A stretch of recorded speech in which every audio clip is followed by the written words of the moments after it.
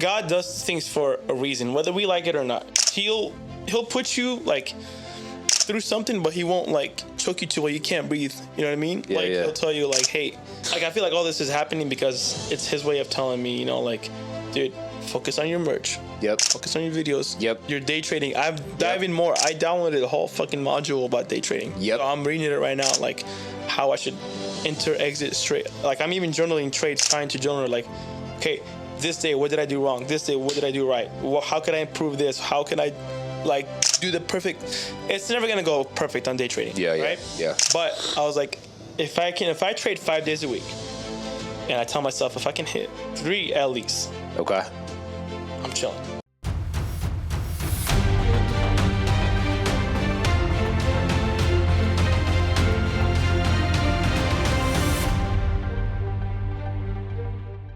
Dude, where were we at? Freaking May 15th. Tomorrow's a big Supercar event. I know you've gone to a bunch of them, but right now we're kind of at a place where it's, I know you're going through, tomorrow you have a baby shower, your nephew's birthday too? Yeah, dude, everybody's inviting me tomorrow. Dude, tomorrow's the day, bro. Yeah. I don't know what it is, but it's the day tomorrow. So, Yacob's first time on the Liftoff experience. So we're going to turn down some of these things here because, so we just got a door. So if the lighting's different, we put in this French door. Bro, I don't know how many shows I've done where I'm like, yeah, it'd be so cool to have a podcast where I can open these doors and I can like have the pool and then like have the doors open. It's too hot in Arizona. We're not opening the doors right now. We need AC right now. Yeah, we got AC, so we're not doing that shit. But outside of that, it's good because we have the lighting. So typically, I would have that panel too, but I'm not doing that panel right now because I'm like, no, I'm not gonna do that panel because it doesn't reach. So I got to adjust that cord. Yeah, I think we just need light over here. So I turn that panel on. And then we'll see how it turns out. Dude, honestly, it's perfect because now I'm looking at your camera right here. Does it look good? Like the lighting looks so freaking badass because that door, like that door you just put in. Hey, right here, I'm doing one of these. I got two. You don't gotta do nothing else. Bro, I got so many drinks. I'm over here like trying to like reach over and shit. Like, you get your matcha latte, bro? Dude, I did. But hey, cheers, my guy. Cheers, Let's go. What's up? So, all right, I want to give everyone a backstory. Yacob, so we haven't had Andy on, and I want to get Andy on. So we're going to do an episode, LAP. I'm going to do 12 interviews, 5 minutes a pop, super quick. And I want to see if Andy wants to be one of them. So you're going to get a 5-minute clip with Andy, probably on shorts on the YouTube channel, and then on the long form too. And then maybe we'll get him on. But I remember being at EOS Fitness. I was at the gym. I'm working out, and I got a DM, and it's from Andy. And Andy's like, my boy goes to your gym, and you just sent me your car. And he's just like, one day, I was like, what? And that's how it all kicked off, because we both had the same goal for a dream car, Nissan GTR. Yeah, we were at the gym, me and my boy, and then you met Luis. Yes, sir. Like, dude, did you see the GTR outside? I think that was the day we saw it, and I was like, no, what the fuck? There's a GTR outside? And then when we walked out, took a picture, and that's what I said one day. And sure enough, Andy was like, yo, I know who that is, and say what? Sent that over to you. That's fucking what's up, dude. It's such a small world. If you get into the one thing I will say about, and in today's episode, we're going to be talking about cars, his life, what he does profession. He has some merch on. It's going to be a dope episode. And the one thing about car culture, and I think probably just the GTR is one of the main ones. I know they have like Ferrari, Lamborghini type of like groups and like car clubs and people that talk and what have you. But like, I would say the GTR, like the family is pretty tough. Like you go on Instagram, we have our chat. You go on Facebook, they have different chats. They have for sale groups. They have Nissan GTRs just for sale or parts or just, people of Arizona. Yeah. So, I mean, I don't know. What do you think about the community of the GTR community? It's different. A lot different from the VQ. It's smaller. You come from the VQ, right? So you had basically the baby GTR. Yeah. A lot of people know me from the VQ scene, so I'm not too familiar with the GTR community as much because, like I said, it's a smaller community. With the VQ community, you got a big freaking crowd, bro. And like most of my following on everywhere is like the VQ scene. Yeah. That's how everybody knew me, was by the G. Well, I started with a Nissan Altima. That was my first Nissan. Hey, let's go Nissan Altima. You know what I'm saying? Hey, we all start somewhere though. Yeah, and you know what year it was? It was a 2013. Really? Yeah, same as the GTR. 2013. Then I went to a 350Z. Okay. Well, and I went to the Lexus, had a GS300. Then I went to the 350Z, and then the G37, and then Now we're at GTR. At the GTR. I love that. Hey, just baby steps, right? I mean, my first car was it was a Saturn, bro. You remember those cars? They don't even make those anymore. It was a GM product. It was a Saturn SL2. It was a 4-door, kind of looked like a Jelly Belly or some shit, like a jelly bean. And my aunt gave it to me for free, bro. Dude. That was my first car. You're like, you had to get it somewhere, you know? Yeah, 100%. So I crashed that shit and fucked up the subframe. And all the money I was saving to actually buy a car, I felt so bad. I don't know if I even said this before. Sorry, Aunt Carla. But I felt so bad that I was like, fuck, I got to put this money in fixing the subframe because I can't tell my aunt. She just gave me a car that I crashed it. Yeah. I crashed it in the rain because it was front-wheel drive and it slid straight into a curb. I was like, damn, fucked up the whole front end. But, man, 2013 Altima to a 2013 GTR. Yeah, regular Altima to a spicy Altima. And they say that though. They say the GTR is basically just an Altima. Yeah. You see some of the memes and shit. They just put Altima in the back of the GTR. 2.5 SR and shit. 2.5 SR. That's fucking hilarious, dude. Yeah. I mean, I think the whole Nissan lineup is just super dope. I think they had really good cars. Mm-hmm. Your old Infiniti was super sick, and you had a lot of like the headlights and a lot of the things that you did. I could tell that the influence came from the GTR. Like that was your goal. So it's kind of almost like your baby GTR before you actually had it, I feel like. Yeah, with the G37, I did a lot more, like cosmetics. So I feel like with this car, I just did the wing risers that you see. Yep. And the front hood, that's it. That's all I did. And the wheels, that's much of the cosmetics I did. But the wrap's pretty dope too. Yeah. I mean, changing color. Yeah, with the G37, I did like the front bump. I literally did the whole front bumper, some custom bumper, IPL rear bumper. IPL. I never got the side skirts I wanted to though. I got the hood too, the trunk, dude. Damn. Yeah, I went crazy with that car. For 6.5 years, I was just modifying that shit. Dude, he had a whole Instagram page and everything. He had to update his Instagram page handle because he didn't have... I could have just kept it the same, dude. I don't know why I freaking changed it. Whatever. I mean, can you always go back or you leave it? I can always change it back, but yeah, it is what it is. Everybody knows me by now. I just changed the number from 35 to 37. Yeah. Well, 37, 35, though. Yeah, so it's like whatever. At the end of the day, it is what it is. But so what happened with that car? You ended up just selling it because it had issues, or? So I had it for like the time that I mentioned. Yeah. I first blew the motor. Damn. And I mean, dude, it was gonna happen because think about it, right? For 5 years being on it, consecutively just being on it, always being on it, right? And it was tuned, flame maps. I didn't know how to act. I was being guilty.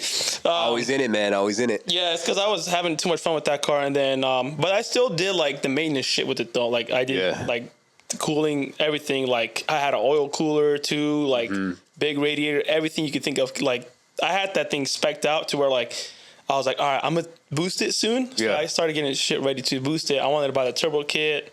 Damn. I even bought injectors, fuel pumps to go E85, and then the motor blew, and I was like, fuck, dude. So then I was like, fine, let's try again. And then the transmission blew. And then I was like, it's all good. We get a new transmission. I got a new transmission. And then the transmission went out again.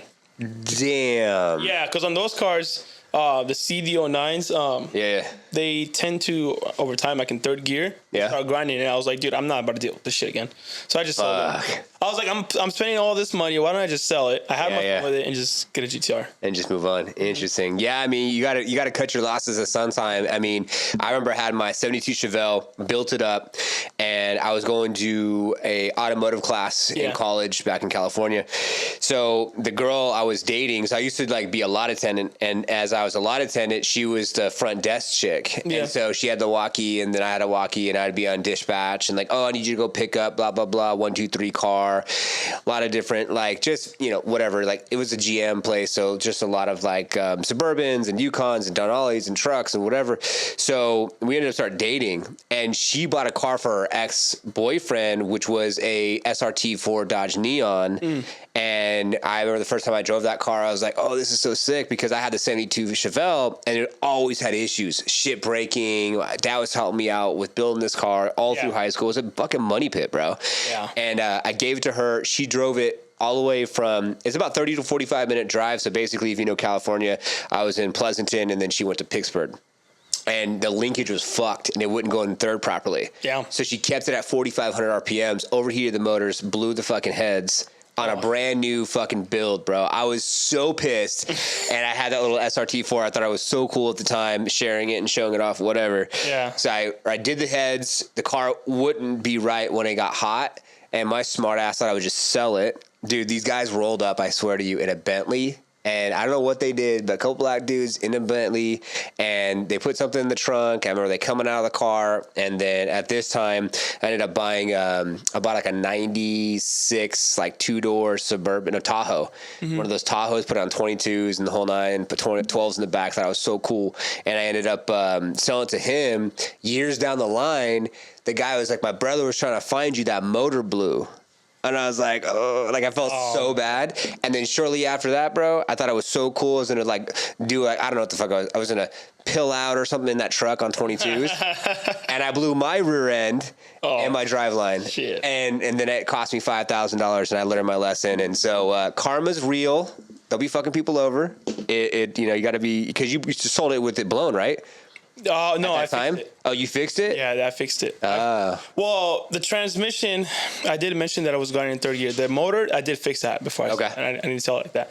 But I told, because my tuner bought it. You remember Gabe, right? Yeah. I told him what was wrong with Gabe the car. bought that? Yeah, and he sold it to, I think, one of his employees to get off his hands. Really? And then he bought it back, and another employee bought it or took over. But yeah, I told him what the issues were with the car. I told him like it was going in third gear. I don't know why. It could be something simple, but I'm just fucking fed up with it. Yeah. Take this shit off my hands so I can go get a GTR. Damn. And I had cash saved up to go get the GTR. Like it put a down payment, but then shit came up. Yep. So I had to wait longer. Yep. And everything happens for a reason, bro. And you know, never underestimate God's plan. It's always better than yours. Amen. Yeah, 100%. Very well said. I love that. So before we get into like how you bought the GTR, how long you had the GTR, all that type of stuff, like let's go back. So like siblings, what do you have? How many siblings do you have? So I got 2 sisters, my brother, and I'm the youngest. Oh, you're the baby. I'm the baby. Mommy's favorite now. Nah, dude, I'm not. He's like, no, I swear I'm not. They hate me.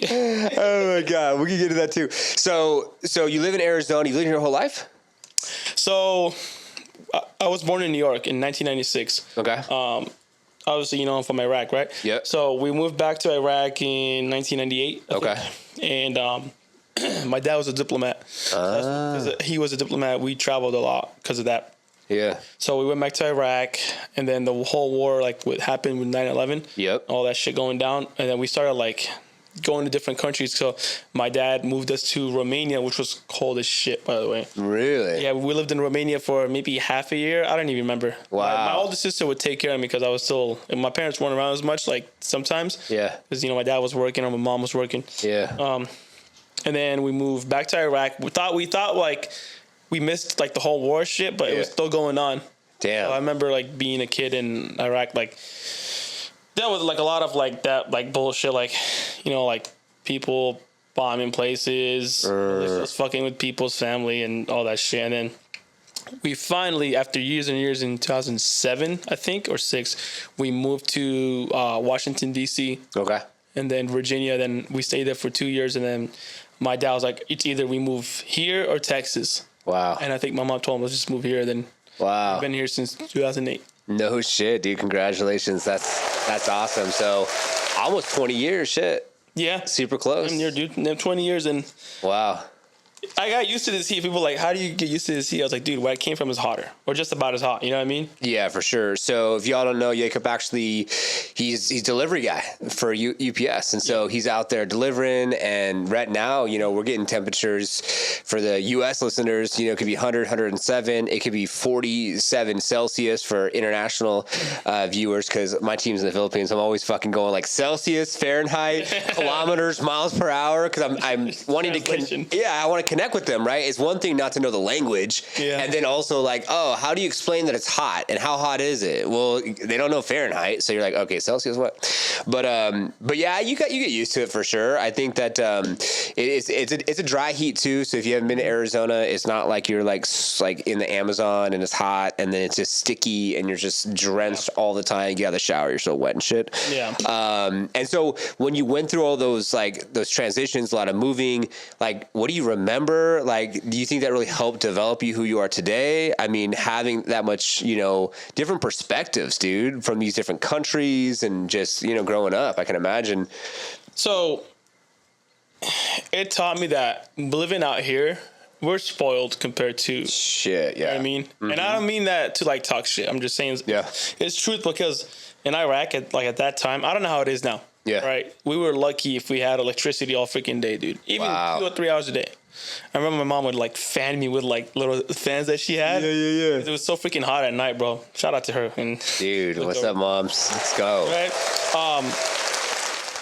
Yeah, electricity wasn't like much. Like food and water on the table, we had that. Yeah. But it was like electricity was too high, and then like over there, it's like I felt like always living life on edge, dude. Like having to worry. But like I remember one time me and my mom, we were at some shopping center, and you know how they say like kids always get like they know that something's off and shit. Yeah, like they like their intuition or some shit. Yeah. Like yeah. I was like, Mom, I think we should get going. I feel like something bad's about to happen.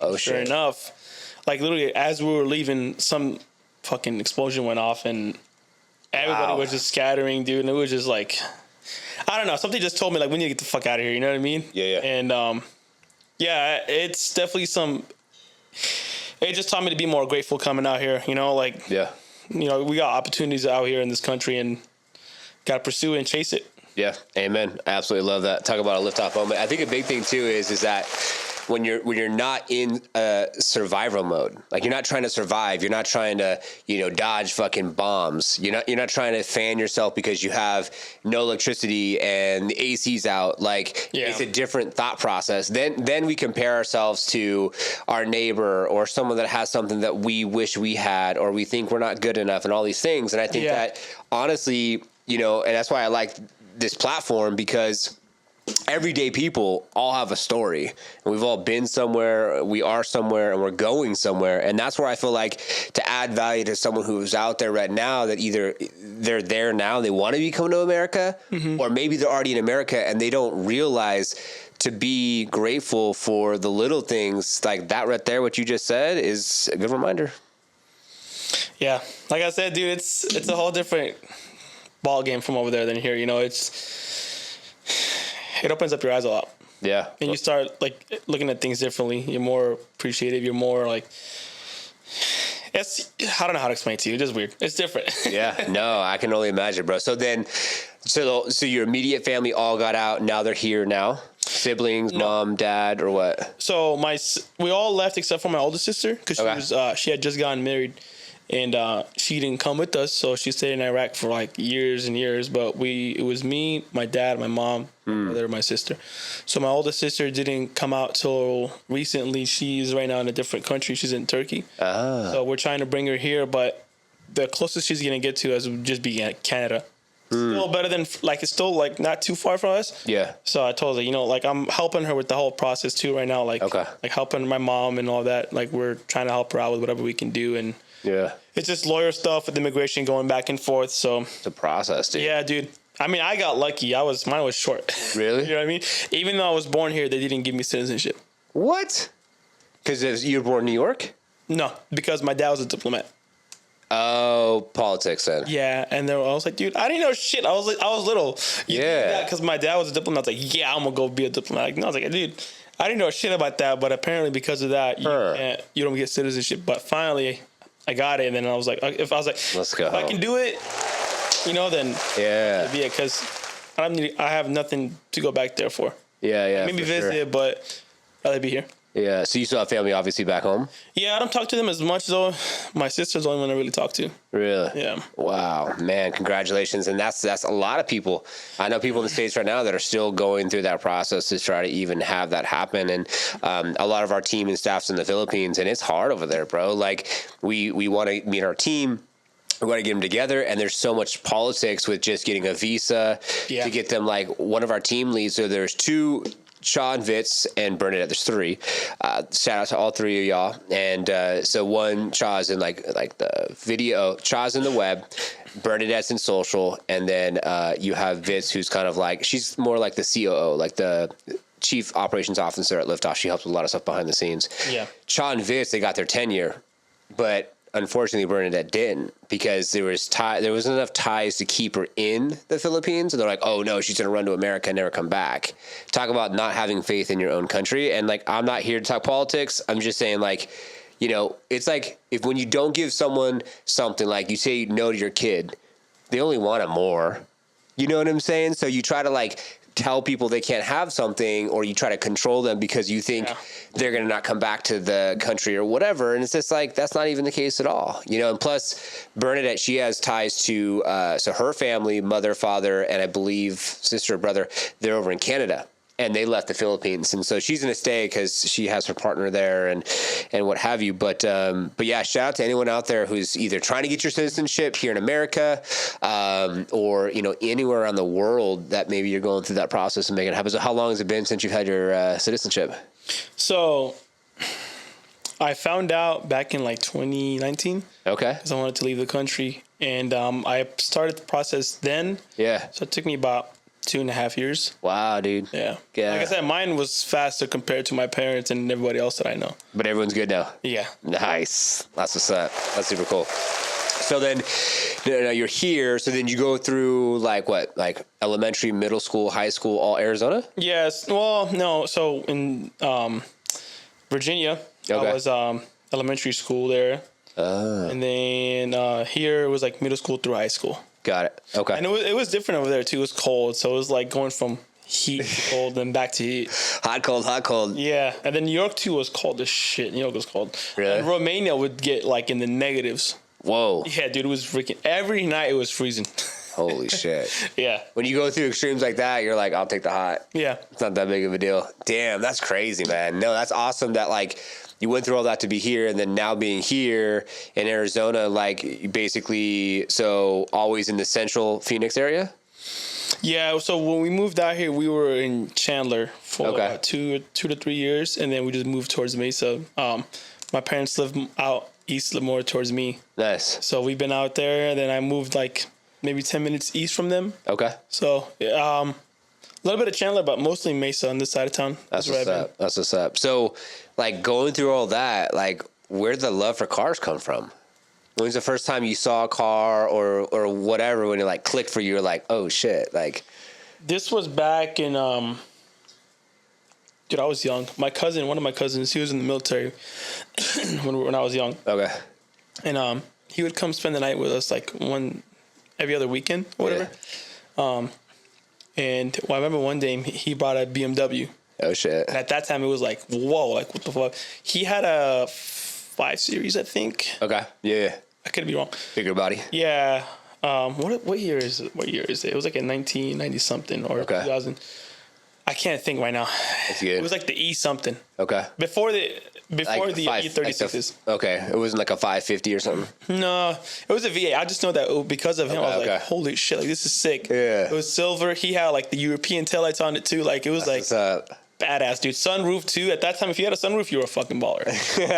Let's go. And because of him, that's what like drew me into cars. But yeah, he would spend the night with us every other weekend when he was coming from military. And fortunately, he's not here with us today no more. And I wish I could tell him, like, hey, because of you, like, God bless. I'm into cars, and that's what got me into cars. Yeah. But that started at a young age. I was like maybe 4 or 5 years old. Wow. You remember my video that I shared that it got viral for that kid checking out the car? Yep. That's how I was. That's what's up. Talk about full circle moment, bro. Yeah. My cousin would I was young at that time. He was like, "You want to go for a drive?" He'll let me just sit on the lap, and I would control. He would just push the, you know what I'm talking about? Hell yeah! I do that with my daughter and shit. Yeah, that's what came to my mind when that kid came up to me and his dad when they tried the GTR. I was like, dude, like, this is my moment. Different car, but same moment.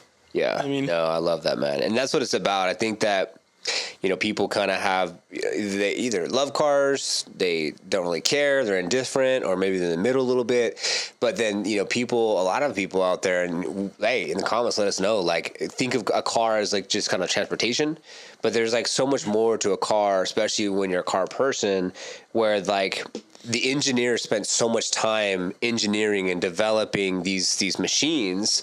And when you have a driver-focused machine, it is so different. And it's crazy that, like, the GTR, it's like then you know. And people that know, and if they follow the culture, they see the flames, they see all the shit, they're just like diehards. Like that kid probably was, and when he's just like, oh my God, it's Godzilla. Yeah, he was like freaking out. Was he? Do you even know how many there were ever made, GTRs? No. R35s? No. 48,000. That's it? Apparently, that's like the most they ever made, like 48,000 units. So 48. That whole, but is that in northern United States? I think it was is that the whole world, or is that? I think the whole world. Because if you think about it, right, there's only 4 people that work on these engines. Think about it, right? Those plaques on our engine bays. There's only 4 different names. Okay, yeah, it's true. I didn't think about that. I mean, I could be wrong, but it's literally only 4 different names as far as what I've read up on. Yeah.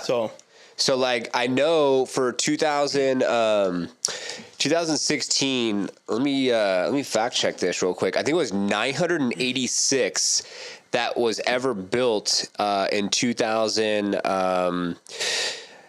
Let's see here, in 2016. So let's see here, how many R35 Nissan GTRs were built in 2016 in the Northern Hemisphere? Because I know, like in the Northern Hemisphere, and they break it off in quadrants. So Nissan built approximately 48,000 GTRs during 18 years run. So like what you just said. Okay. But I want to find out how many GTRs were built in 2016. We'll just keep it simple. How many R35 Nissan GTR were built in 2016? And then we could use your year, 2013.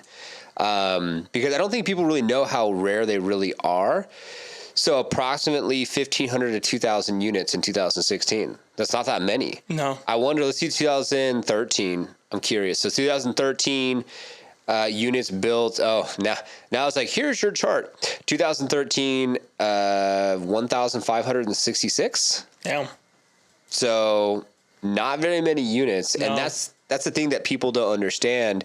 I actually saw, I was going to trigger some people, but DDE, Dave and what's his name, that DDE guys. I heard of him, yeah. So I think David or someone in the GTR crew in the chat on Instagram posted a video from Dave DDE, and saying that the Nissan GTR R35 is like the ugliest. Like they said, it's like the ugliest car, and then they said the Italians for the, the 50, the GT50 that they did, the redesign. They said the GT50 is when Italians took the car and made it so much better. I'm like, in what classification are you talking about? Because there's some ugly ass electric cars. There's some ugly ass like e-comic like cars that I'm like, what the fuck? Like, all right. Some people are just fucking dumb. Doing it for the views. Yeah, it's all just to get fucked. Like, I don't even want to say this shit out there, but I have a video too. Somebody was talking shit about my car too, saying that, really? Sporty enough. Huh. What the fuck do you consider not sporty enough? Like, okay, whatever. You gotta see it in person. Yeah. The GTR is a car that you have to see in person. The one thing I will say about the car that makes me kind of curious, and this is what inspires me with the build, is that a lot of people feel like with the Nissan GTRs, like the Liberty Walks, the big body kits, like changing all that shit up, which is cool. If you like Liberty Walks, hey, comment below what's your favorite type of body kit style. Do you think, wide bodies are cool? I feel like the car itself, there's so much with it as it is. You just have to really draw out the lines and draw out the way the car looks. Yeah, like, and going back to Liberty Walk, I'm not knocking anybody. Like, they're clean. Oh, yeah. They used to be my favorite, actually. Really? Yeah, but I don't know if I would do it personally, because I feel like I would feel bad for the car, because you got to cut. You do. You know what I mean? And I'm not saying, like, hey, if you want to do it, I'm not saying don't do it. Absolutely do it. If that's what you want, fucking do it, because they look sick. And, yeah, as far people don't understand how much potential these cars have, dude. I mean, think about it. When you go to Texas 2K, what do you see a lot? GTRs. Vipers, GTRs, twin turbo Lambos. All right, it's like you don't really. They're street things, bro. Like these cars are fucking monsters. If you have the money to build them and make them fast, you will be untouchable. Oh, Even back in 2009. You remember when they first came out? Oh yeah. Japan got them in I think 2008. They did. Or 1 year before. Yeah, and then but if you had it here and you had like the mods we have right now, dude, nobody was fucking with you. Dude, you were a threat. Way behind of its time. Yeah, and you were a threat. And even today, I think with those motors, they're just so amazing that like even today, they're you could build them to whatever. It took them this long just to find cars to beat them. They did. Well, you heard what's going to happen for 2020. I think it's 2027 or maybe the end 2028, beginning 2028. They're going to go like hybrid. So they're going to keep the same VR, the 38, but they're going to go into doing like a hybrid assist. So I wonder what that's going to look like, and if it's just going to be a couple extra 100 horsepower. Because hey, the Corvette, right? The ZR1X, they got the hybrid in front, and then they got the motor in the back, all-wheel drive. I wonder what they're going to do with that. I don't know. I'm curious. I heard yes and no. Yeah. But I mean, they did say no to electric cars. They're not doing electric. They did say that. I wouldn't be against hybrid. That's the cool. You can switch back and forth. You know what I mean? Yeah, your neighborhood. You don't have to fucking piss no one off with the cold startup. You don't do your cold start. You know what I'm saying? Down the street, just yeah, car just starts freaking. So, which is pretty cool. But like, so now we know when you had I love cars. And so that BMW, and that was your cousin. That was my cousin. Yeah. And now, fast forward, why the GTR? Where did the GTR love come from? When's the first time you seen one and you were like, oh shit? Fast and Furious. Oh, you see R34? So I did see his R34, right? Yeah. Remember his blue one and the other one? Yep. But when I saw that blue, in Fast 5, it was at the beginning or whatever. I think it was the beginning. Remember when he had that silver one? Yeah. I was like, oh shit, that's pretty badass. Fast 5 GTR. And then it was like literally the fucking base model one. Was it really? The silver one. The silver one, base model. Yeah. Silver, right? Yeah, Fast 5, basic silver. Yeah. Yeah. That was that one. And then where I really fell in love with the R35s was Fast 7 when that blue one he had towards the end. Okay. That one was like, when I saw that blue one, I was like. Let me see, Fast 7 GTR. With that big wing too. It's right there, bro. Yes. I have it up there. That one, yeah, there you go. I have it up there. I'm so blind, I literally just... I was thinking about the R34, but yeah, that's it right there. That's the fucking car, because I remember that's the GTR fucking wall. So I would start collecting. I bought the white one, then I bought the blue one before I actually had my car, and then the R34 blue one that I already had the car, and then I just got that body kit for that one. But that's fucking hilarious. Yeah, the blue one. That's the one that sick. made me fall in love with it. And you see the wing? Yeah. I got my idea with doing the wing risers. Got it. So, okay. That one was the one that did it for me. And I was like, dude, if I ever find a blue one, that color, it'll be sick. But I never did. I was like, I'll settle with this one. Influence is real, bro. Influence is real. Well, why did you not then wrap it when you wrapped it the color you did? Why didn't you go blue? Because then I saw there was some out here and I don't want to copy. That's why I did Millennium J, because nobody in AZ has that color. That's true. There's 2 GTRs that had them in California, Dustin Williams and Finding Nick. Mm-hmm. And I had no intentions of actually like copying them. Yeah. Right? And but I was like, I do want that fucking color though. That's what's you know when you have like something in your like you think about a vision, and then someone beats you to it. Yeah. And I'm not bashing like talking shit about them. Like they're like great influencers. Like I've been a fan of them for a while, and they're the ones that kind of inspired the look for me on the GTR. Okay. And the TE37s, I mean, I had the Ativan GTs, but I've always wanted the TE37s. I was like, dude, my goal is I want one. In chrome. Dude, you know what's funny? I actually wanted them in gunmetal gray. No shit. I was never a fan of chrome, but I was like, let me just try it out and see. And when I had it, when it was black, and I was like, dude, this looks sick. Especially when I got the perfect tire setup, I was like, this shit looks sick. It is different. It's tough. I like it too. That's sick. It's crazy how influence comes up and comes about and how all that kind of comes together. And I want to go into this segment about, so I want to make this show interactive for people. And so Yacob has an Instagram. It's going to be linked down below. And he also has a YouTube channel. And so do I. And so I remember...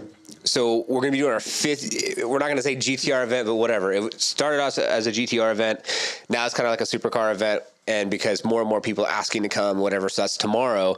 And so this is the 5th one. You came to the first one, and we were doing the ethanol conversion with, I think it was the first or second on my GTR. Yeah. And then I remember, because there's something to, just to help viewers and listeners out there, there's something about like when you manifest something and you think about it a lot, like God will show you signs. Like, you drive down the road and you're like, oh, fucking GTR, you're like, it's closer. Like, I can feel it. It's coming. Like, that type of shit. So doing that event and then you coming and then we're working on the car and doing all the things, like you were closer to that goal. And I think it was like the 2nd or was it the 3rd, then you rolled up with your car, which is crazy.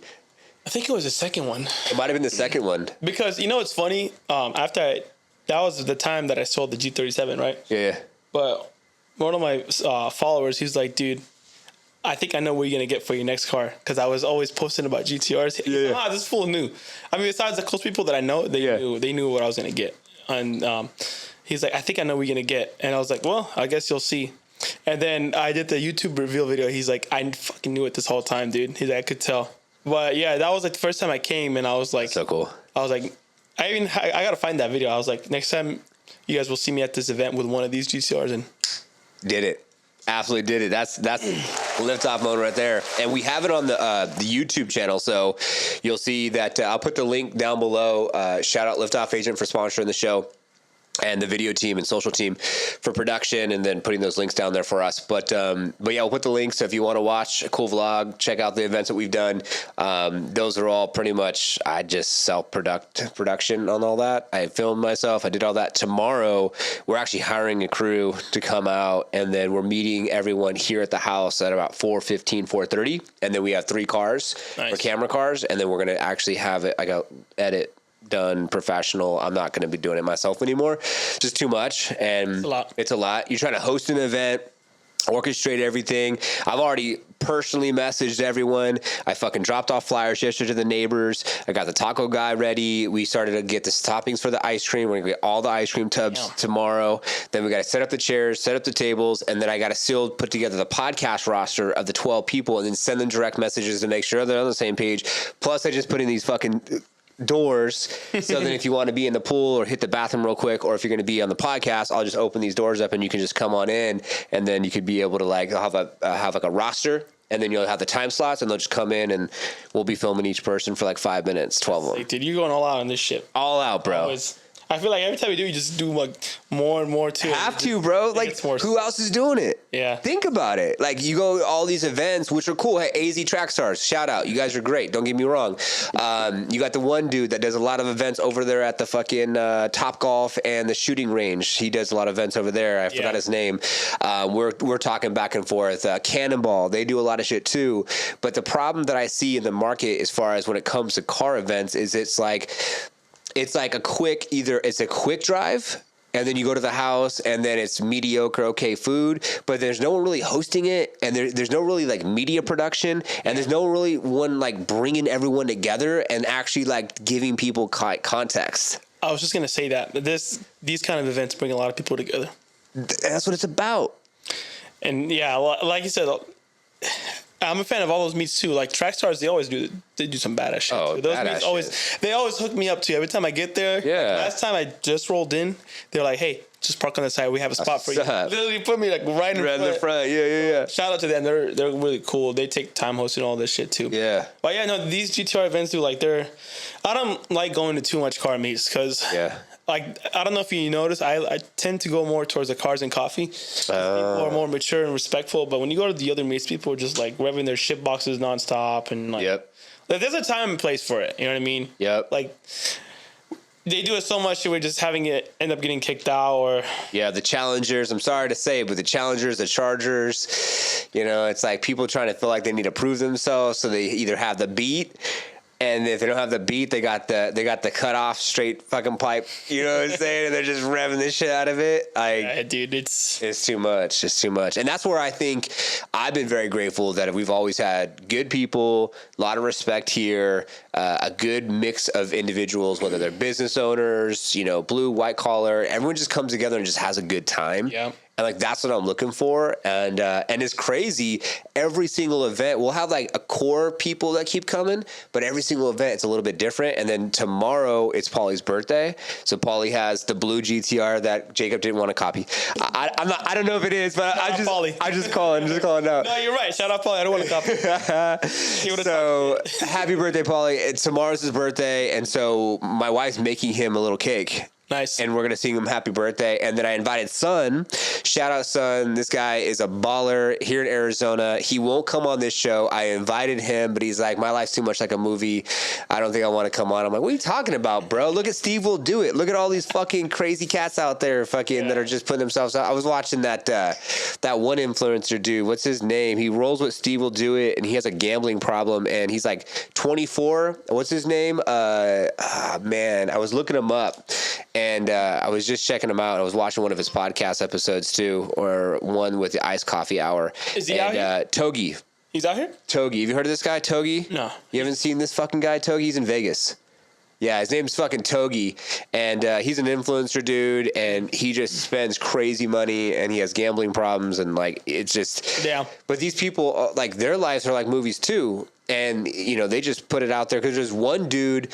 This is kind of going on a little bit of a tangent here, but there's one dude and he does all the sport betting, and I saw that like Son, Kevin, a bunch of people like follow this guy. He's a sport bettor, and this dude is crazy. He'll take like a basketball, he'll wrap it in hundreds, it'll be 5,000, and he'll just throw it up in the air. He's like, catch it, it's yours. And people don't believe him.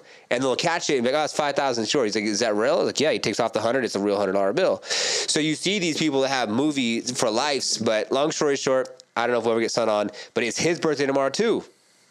And so Loon told me, he's like, why don't you come over after the event? And then the wife's like, yeah, you can go ahead and go and go enjoy yourself and stuff like that. So I said, all right, maybe I'll come by and see what's up. But it's going to be crazy because we're probably going to be rolling till at least 10 tomorrow night. 10. Yeah, I'm going to be working. Maybe 11. So, dang. I mean, dude, if the GTR was running, I would have called out. Yeah. The GTR does run. If it was like drivable, like for me to like...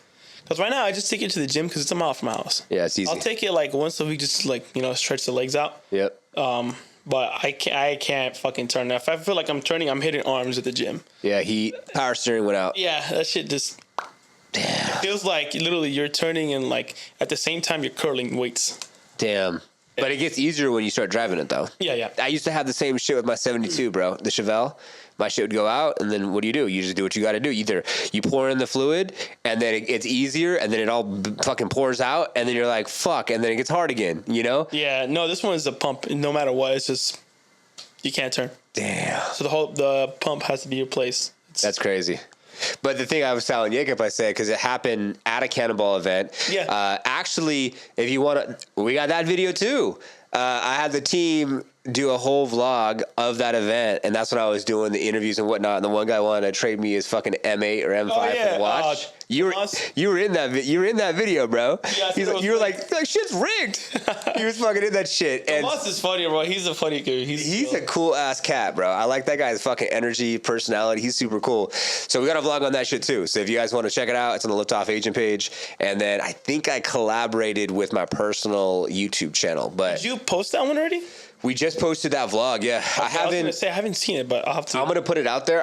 Dude, it's fucking crazy with all the stuff going on, and it's just been nuts. And so what I really actually fucking need, dude, is I need actually an assistant. So I was gonna say you should hire someone to edit for you all that shit. I need an assistant to help me just like with a lot of like little things to like move shit around, make sure shit's getting collaborated. So yeah, so it's posted.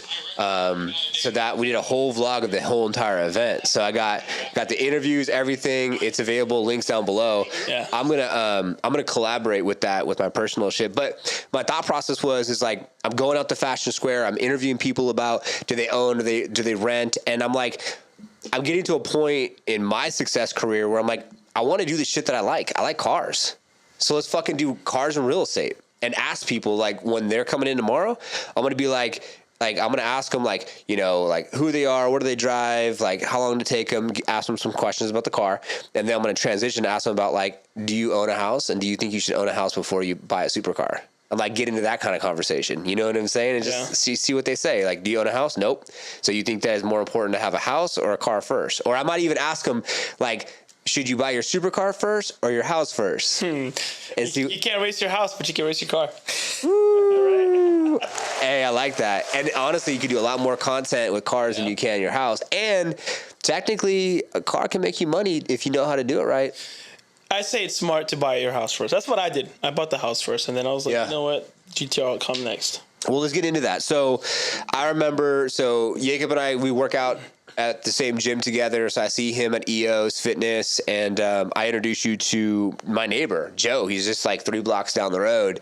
And I remember you were in the process of wanting to get the GTR. And if you know me, I'm always like a supportive person to help anyone with whatever they got going on or their goals or whatever, right? Because like I feel like we need more. Like you got to be the change you wish to see in the world. Yep. You feel me? And like I got to say, big shout out. I'm gonna do little quotes here.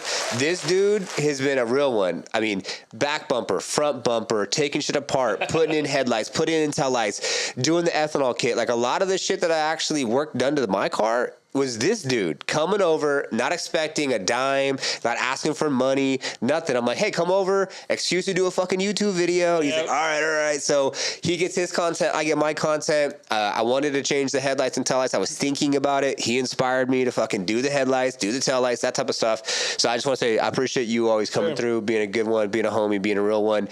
And on a side note, I'm going to just be real here.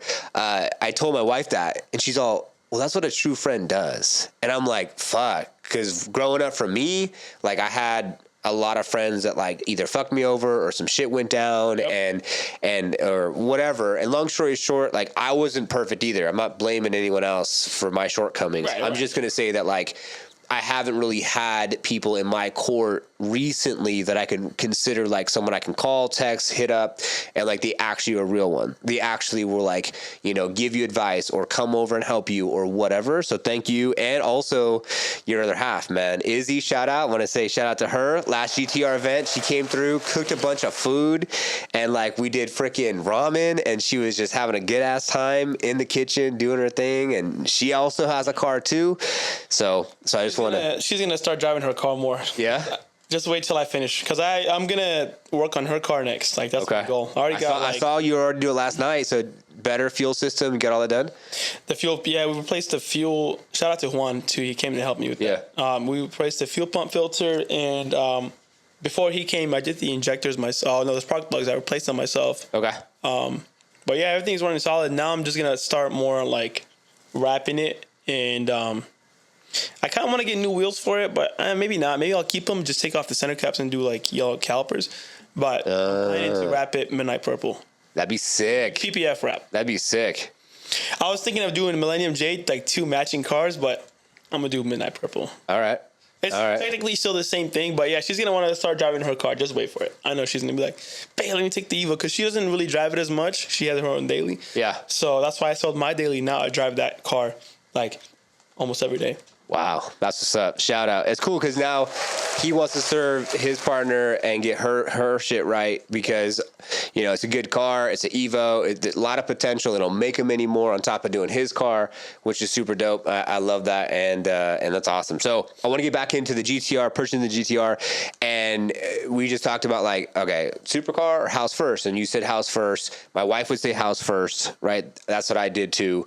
But I remember you wanted to get the car, and then during this time, I introduced you with Joe, and they were talking about, hey, well, maybe you can refinance if you could save some cash, plus also roommates, so you can then house hack and be able to have other people pay for your shit. I think at that time you did have someone in the house helping you with the rent, and then you introduced you to Joe, and then you refinanced and got it all the numbers to work out perfectly. Yeah, when I first moved in, I had Manny. You remember Manny, right, my friend, with the white 370Z as well? Yeah, he was living with me for some time. Maybe like 2 years, a little over. Okay. And then Kylie is his friend. She moved in after like a year. So at that time, I had a full house. Dang. But I think she actually moved in after we refinanced. I don't know. But Joe, shout out to him. He helped take a lot of weight off our shoulders too. Yeah, shout out Joe. We haven't gotten on the show just yet, but really? No, we haven't had Joe or his partner Ashley on yet, because Joe and Ashley are a little bit more of an introvert. They don't really like going out to a lot of events, being around a lot of people. They like doing their own thing. They have their fur babies. You know, they're 2 Jetta and I want to say Drake, but that was their other dog. Jetta and Louie. Or they're 2 pugs, so that's their thing. And I think I'm gonna cross. Joe's another real one, good friend. You need anything, he's awesome, dude. He's a little bit more like arm's length with him. He's not really like, come on in, give you a hug. Like, it's not his thing. He's like kind of like, but he's a good dude. Like, I literally, and I'll get into the story here in a second, the shit that I'm going through. I was actually just text messaging the AC guy because he's helping us with our upstairs unit right now. Yeah. But yeah, shout out to Joe. We'll have to get him on the show. But that's awesome that he helps you with that refinance, and the timing was freaking perfect, bro. It was like right on the money. It was like God being like, all right, Yacob, here's your time. Yeah, he did. Like I said, he helped us a lot, and then I was even able to save more money because of him too. Really? Yeah, we were able to save a lot more money than I think. Let's go. That's what's up. So hey, y'all have a house you potentially can refinance. You can cash out refinance. You could do a HELOC. This isn't financial advice, but you can get your dream car. You know what I'm saying? Like, what I did was, before I got mine, when we moved out here, we already had this house. Melissa was teaching. And I had Jordan in Primrose. So she was like not first grade. This is like pre-K. So I was paying like $1,200 a month for that. And so when I first got my car, I was like, you know, prices like hardly ever go down with these cars. Like, if y'all don't know, the prices only go up, and then they're modified and this and that. And they're even more expensive. So I remember searching. I had one of those like heart-to-hearts with the wifey. And I'm like, it's fucking time, blah, blah. And like, we had a moment. And then after it's all said and done, I think that camera is maxed out over there. It's good though. We got two more. We're good. Good. I don't gotta look that way. I'll just look over here. Yeah, for sure. So I'm going to clean up that. See, file management, that's a whole other thing. So I'm looking for assistant, file management, set up the studio.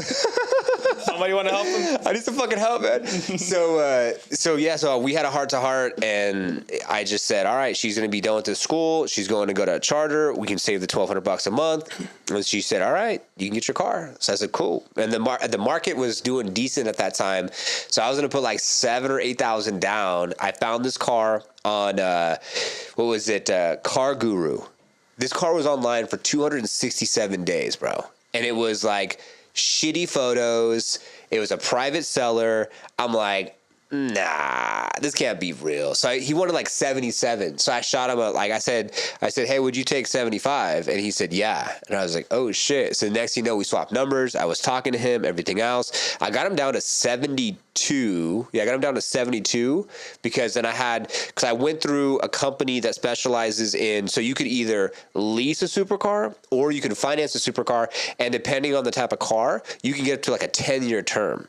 If the car's over I think over 60, 70 grand or something like that. Yeah. So I went through this one company, which I refinanced out of because it was like 810 at almost 10%, which is a little high. And it was for, for a 10-year term.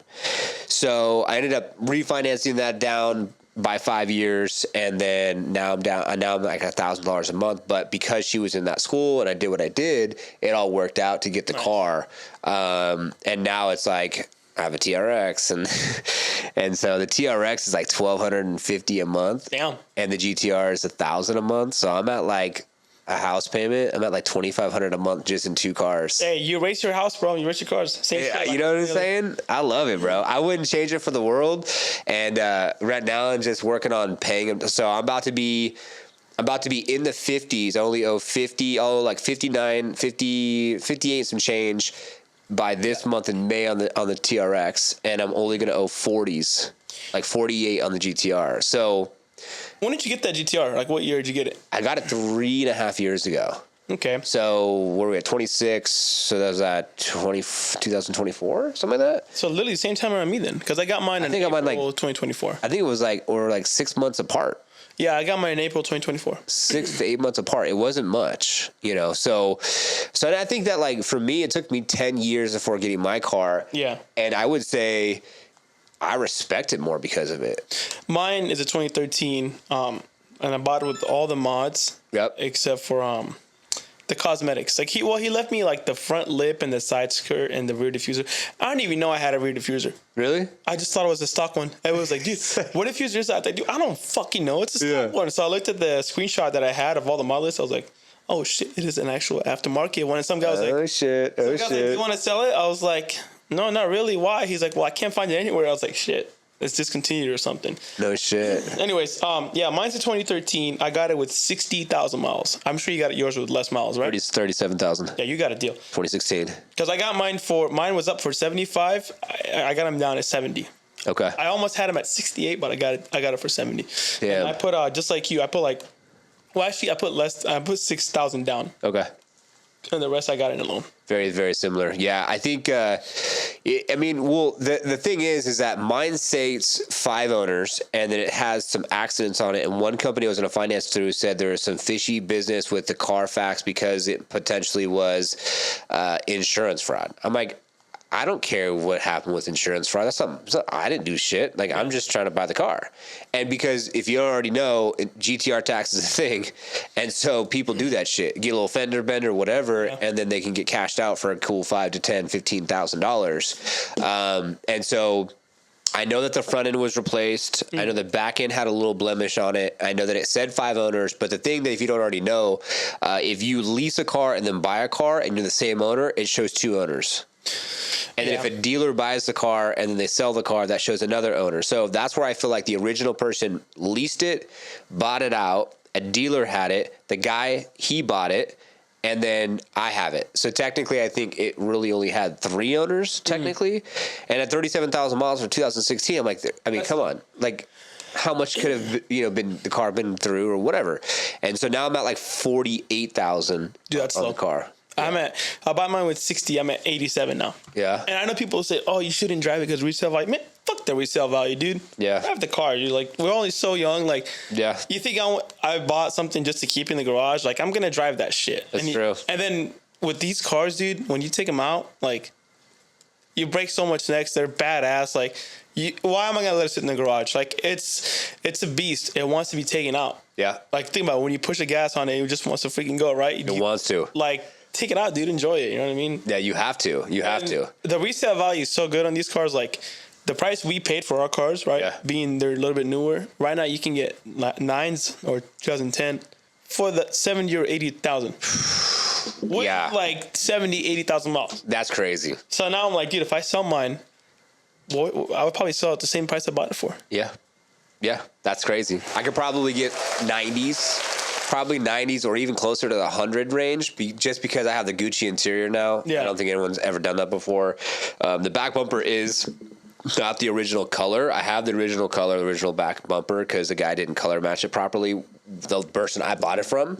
But yeah, I mean, and to get the modifications, I mean, just doing an ethanol kit was like, it's like, what? I think it's close to $5,000 after it's all said and done, like the fuel pumps, everything. I think it's like 4,000 to 5,000. I got a really good deal because I like to look for fucking deals and shit. That's just my kind of thing. I ended up getting 13cc injectors from like Paul, who owns freaking the body shop out here. And if you know Paul, he has the what is it? The Rialto, the purple one.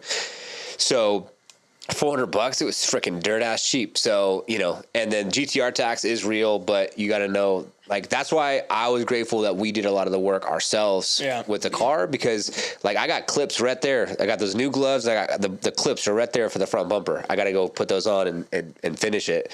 But you learn so much. Yeah, dude. The thing is, I never wanted to work on cars. Like, I never worked on them as much, right? Really? I done my fair share with the G37, the basic shit, I know it. Changing your spark plugs, tire, oil change, like that shit's, I know that. Simple shit.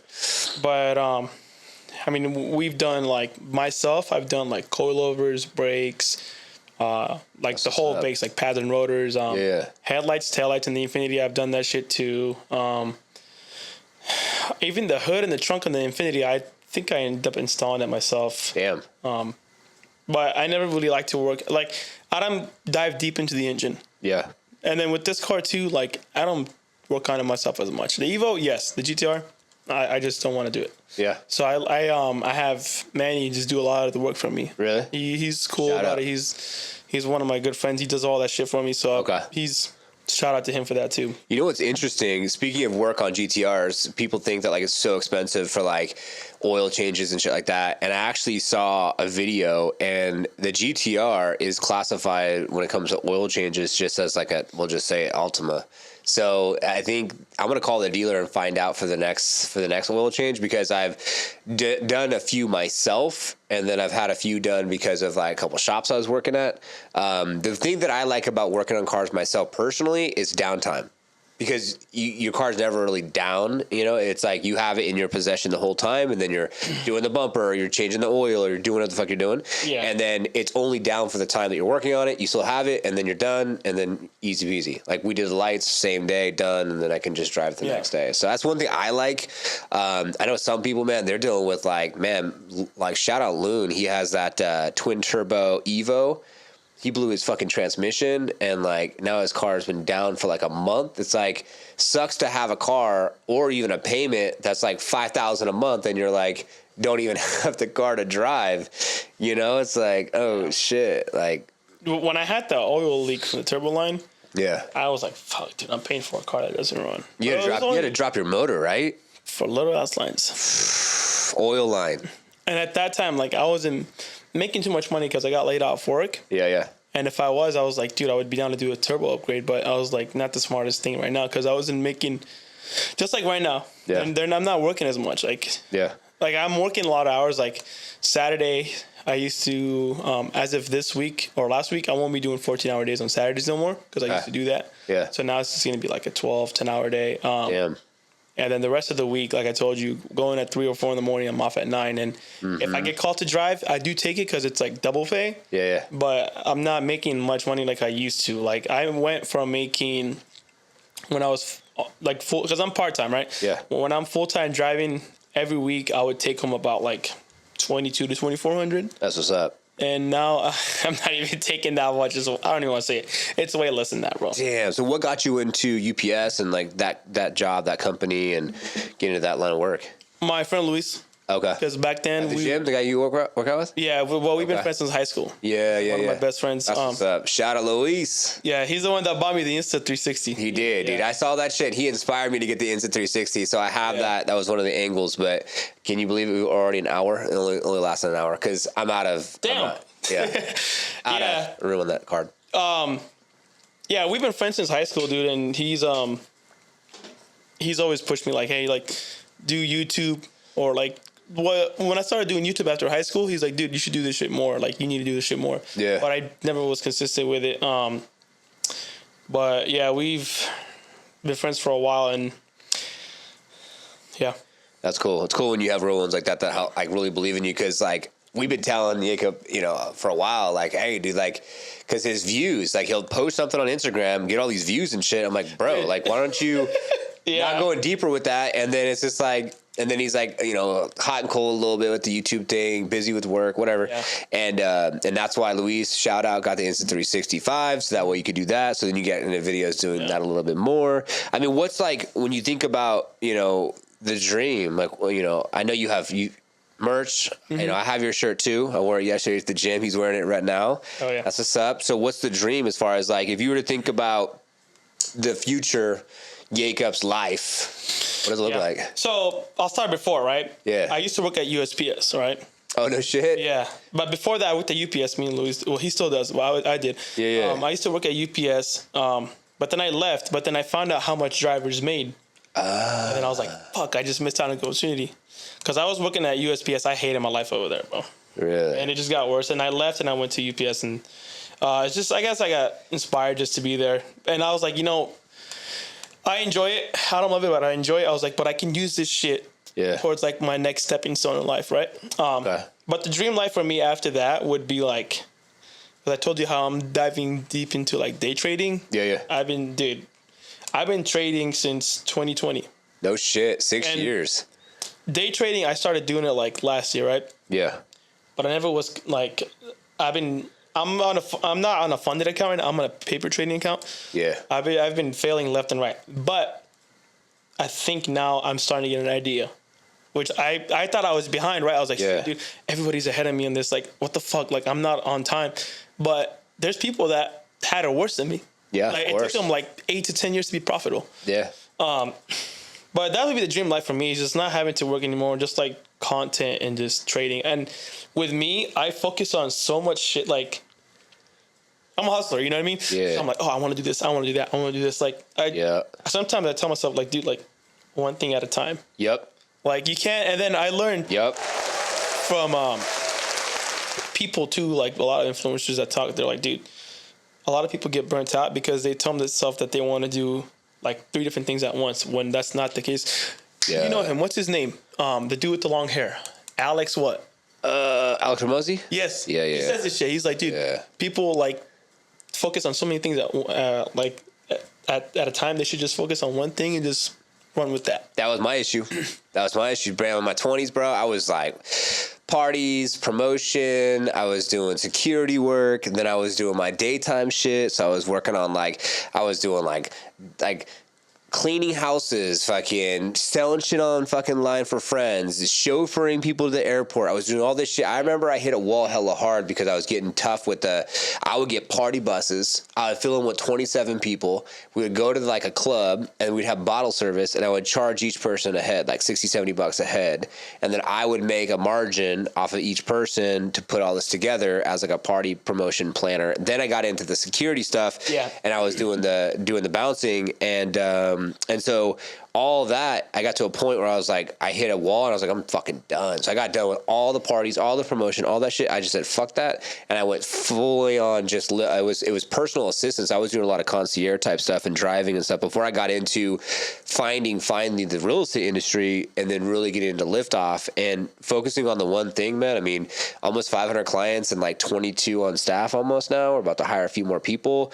Last month, we almost hit like 100,000 in 30 days, which is crazy. Personally, I'm making like almost 12,000 a month, and it's just like the cars I have, the house I have, all this shit. It's like and like this is just a passion project, bro. Like nothing to sell you people. You know what I'm saying? If you want to like and subscribe, cool. You want to comment to help the algorithm? Yeah, you're not selling courses and shit. I'm not selling courses. They don't gotta buy shit. Like the Liftoff experience is like what I'm thinking about for my future. Just like you're doing trading and the shit you want to do. I'm like, shit, I want to do personal development. Like I want to do more of this like Mr. Liftoff shit. Eventually I want to coach people on how to like scale, grow businesses. Like that's what I want to do, because that's what I do all day. I consult agents on how to grow their fucking business, build a brand, build a website, have lead pages. Who's your ideal avatar? That's what I fucking do. Yeah. Right. And then the team, they build the website, they build the social, they do the YouTube stuff, and they do the edits and all that type shit. And so that's all on them. And now we're almost at like, I think coming up next month we'll be at 70,000 in contract reoccurring. I don't gotta close nothing, and we're making $70,000 a month with our current clients, with the current team. And all I have to do is like I do mentoring once a month, I do the Monday motivation, I do a lot of content, and then I do the sales calls. And I got a girl right now who's fucking sending out emails, sending out text message, and making calls right now on commission only, who wants to solidify June 1st as a full-time salesperson with us. So you got everybody busy, including yourself. Yeah. Hell yeah, dude. Yeah. So then that way I could step back and do more of this type of shit, or do more car type stuff. And even my partner said he's super dope. He bought a fucking Sprinter van. He's going to build it out and retrofit it. Yeah. And then he's building, they have like embroidery kits. He's thinking about fucking taking the van, driving across country, meeting with our customers, and doing a custom Liftoff and their brand and logo hat. And then he's like, how about you go around the country and fucking go to events and you interview the agents with the success that they've had and shit. I'm like, what? I was like, this is turning in. And then we're talking about buying 15 acres up in fucking Oregon for a Liftoff ranch. Just like crazy shit, dude. Speaking of hat, I still have yours too, actually. Oh, the Liftoff. Yeah. Dude, all mine are pretty much roasted, bro. Because I would wear it fucking working in the yard or going to the gym. They're all sweated out. I think I have like one left that actually looks decent. I got to get more. I need more Liftoff hats. I need more Liftoff shirts. I would love to do some Liftoff experience, kind of like that merch. Yeah. I would love to do something like that too. Just some like positive quote type shit. Just some cool shit. Yeah, I'm already working on the next design too with my homie Mark. Yeah. He works with me at UPS too. Shout out to him too. This is all done by him. That's what's up. Mark, so what does he do? He does all design type stuff? Yeah. He's one of my good friends too. He works he's a UPS driver. But he helps me design all this shit. Like he helped me with the website, which you guys can check out the website. Just don't order anything yet. Yeah. jschwetz.com. Okay. So he helped me with like the whole setting up the website and everything for merch. Yeah. He's finalizing the last design. Okay. I think he just has to upload it to Printful or whatever. Yeah. And then order a sample. And then once, if we like how it is and everything. Yeah.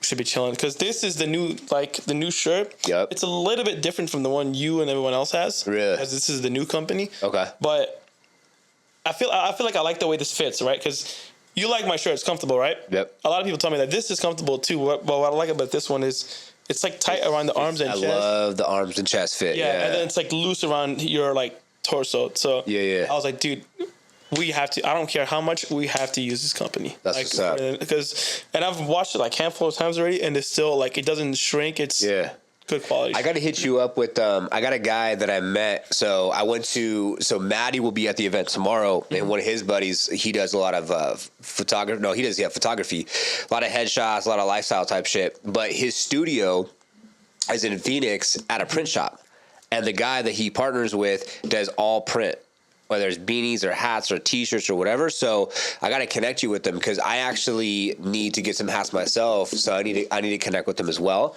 I want to do hats too, low key. I was thinking about it there. I was like, dude, what if I do hats? You know, how would that be? Yeah, you could do hats, you could do shirts, you could do shorts, you could do sweats, you could do fucking all types of type shit. You know what I'm saying? Everybody likes this 3-finger combo. They think it's funny. Yeah. So I was like, how would I do a hat? Like maybe put this the front, and then I don't know. Mark does all that shit for me. He does all. Me and him kind of do all the thinking, and then we'll be at because we talk on the phone all day. Me, him, my homie Luis, and then my other homie Ty and Ricky. Okay. And Jose. Okay. We're all UPS drivers, right? Oh shit! I didn't know that. Like a delivery kind of thing. I'm gonna put people on this shit. Okay. So delivery drivers have a group chat every day that they start, right? What do you guys chatting? What's the system? Is it like phone? We just call each other. Okay. Call this person, merge them in. Call this person, merge them in. So we all hop on a phone call, just talk about love. It's like a 3-way, but it's like a 5-way, 6-way call. It's like conference call and shit. What the fuck? All right. So we're just like, because we're out there delivering, right? Yeah. So sometimes we don't call each other. We're just bumping music. Yeah. But sometimes somebody starts to call, then everybody else calls each other. We just merge each other in. And we just talk about like, hey, how many deliveries you got today? Where are you at today? Yeah. Oh, today I'm in the Scottsdale Mansions. Oh, today I'm in the fucking dirt. Oh, today I'm in Fountain Hills. Today I'm over here in the ghetto. And we're all drivers out in Tempe, so we just talk on the phone all day, and that's how we create a lot of shit. Like think about shit too. That's what I was telling about the idea. Like, dude, let's do merch. Because Mark has his own shirt brand. It's called Rebo. You ever see me wear those shirts? The REBO shirts. I think so. Yeah. Yeah, like the black and yellow one, the blue and white one. Okay. That's his shirts. Yeah, we dots here live. Yeah, I know all this shit. Yeah, so he has his own merch brand. Yeah, and he's like, dude, I can help you. Like, just let me know what you want to do, and then sometimes I'm thinking about an idea, or he was like, dude, you know what? I got you tonight. When I get home, I'm going in the studio. I'm cooking for you. I'll come up with a new design for you or some shit. You know what I mean? Yeah. It's like the kind of the thoughts that you have like when you're in the shower, like, oh, but you know what I mean? Yeah, that's what's like up. The ideas you get. Yeah. No, I mean, that's what's up, because at the end of the day, like, that's what I do with my team. So, like, if I have an idea, so on Fridays, this is when we're filming, all these episodes are on Friday. In the morning, I meet with my partner, Smith. And so Smith and I go back and forth, and he's like super opposite of me. He's not on social. He doesn't talk a lot. He's very quiet. Yeah. He's Korean, and I'm this white dude. I'm technically the only white dude in the whole entire company. I was going to say, everyone's like from the Philippines. Or everyone's fucking Asian, bro. Yeah. I don't know how I did it, but like, you're around a lot of Spanish.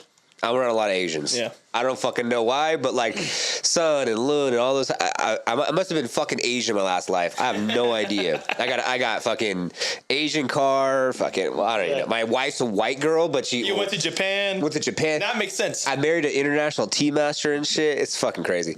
So like we'll just go back and forth, and like what I told you about his van and all that shit, that was just kind of like off the cuff, thinking about like, okay, because I was talking to him. Yeah. And he was talking about getting the van, and he was like curious, right? And you might need to mix that up a little bit. He was curious, and I was like, bro, just go get the fucking van. I said, like, you said it was a Sprinter? Yeah, I said, why not? I said, we live once. I said, we're doing good, and we're only gonna, because the van's like $70,000, and then he's gonna put another $70,000 into it. Fuck. He's gonna build it out, shower, bed, like everything. And him and his wife, they work remote, so he could be wherever. And he just has 2 dogs, like 2 chocolate labs. I was like, whatever. So on Fridays we do our shit, and then on Wednesdays I do all like the shit with the team. So I have like the marketing / sales team. So I go through and talk about. So it's like the same shit when you have a company. It's just you don't have to be doing some other type shit. Because I can imagine driving, it's pretty mindless. Like you just know your route. You just bump music and drive. You can listen to a book. You can talk to your boys that are also driving. But you don't have to, like, it doesn't take that much brain power. You're not, like, writing a book or some shit. What do you think? Yes. Does it take? I mean, dude, sometimes I get put on these routes that are like all industrial business routes. Oh, really? And you're like, fuck, dude, I got to pick up here, deliver here at this time. This has to be delivered by 10:30 or 12. Like, sometimes it does get hectic. Okay. And you're like, dude, I can't talk to you guys. I got to call you guys back later. I'm kind of going through it right now. Oh, shit. Sometimes it does get like, a little stressful. Yeah. But you develop a habit. You're like, oh, okay. Yeah. I think I know what I'm doing. Once you get comfortable with the route, like if you know that the area that you're in, you don't sweat it. Yeah, I think drivers, like all this AI and all this type of shit, like I don't think drivers and delivery and all that type of stuff is going to be replaced by any type of AI, robot, nothing for years. They're going to crash out. Those AIs are going to crash out, dude. Well, that's the thing. It's overheat. Yeah. You fucking yesterday, so you know how I got called into work? Yeah. Like I was telling you, I worked from like 3:45 a.m. to 9 a.m., right? Yeah. I got home. I was like, all right, I'm going to go take my pre-workout and I'll go to work. Chug my pre-workout, creatine, my fish oil, my, like the pills, and then the apple cider vinegar. I take the pills too. Yep. I was like, I'm pumped. Let's go to the gym. I'm all jittery and shit. And I get a call. Hey, you want to drive it? I was like, fuck. I was like, dude, I just took a scoop of pre-workout, but sure. And I was at work freaking tweaking. I was like, dude, like lifting packages like nothing or whatever. But yeah, and yeah. Damn, bro. That's the thing too. It's like being on call because you are part-time. It's like a lot of these individuals, like I was talking to your boy, like he's like, yeah, I have my route. It's the same. I just work my hours. It's like very much like, but it seems like they know they can rely on you and they probably have certain people that they can call if they need to. That's kind of like the floater. And that's where I feel like you're really kind of valuable in that lane because they know that you're always dependable. Like if some shit hits the fan, they need you for whatever. Yeah. But then it's also kind of like a damned if you do, damned if you don't, because you're kind of like stuck in that area where it's like you want that next fucking level of full-time driving. But that's also like, it's almost like God challenging us. It's almost like are you really going to do your videos? Are you going to do your merch? Are you going to start taking control of your trading? Like, you know what I'm saying? Yeah, no. And, what I noticed is, like, when I have free time like this, right? Like, for example, yesterday I did a 14-hour day. Yeah. And going back to, like, it being hot and humans, being replaced by AI and shit. Yep. That guy crashed out. Like, he had a heat exhaustion. So he dropped his route. So I had to go finish his route for him. You know what I mean? But, then I think about it, too. I'm like, dude, like, God does things for a reason, whether we like it or not. It's... Yep.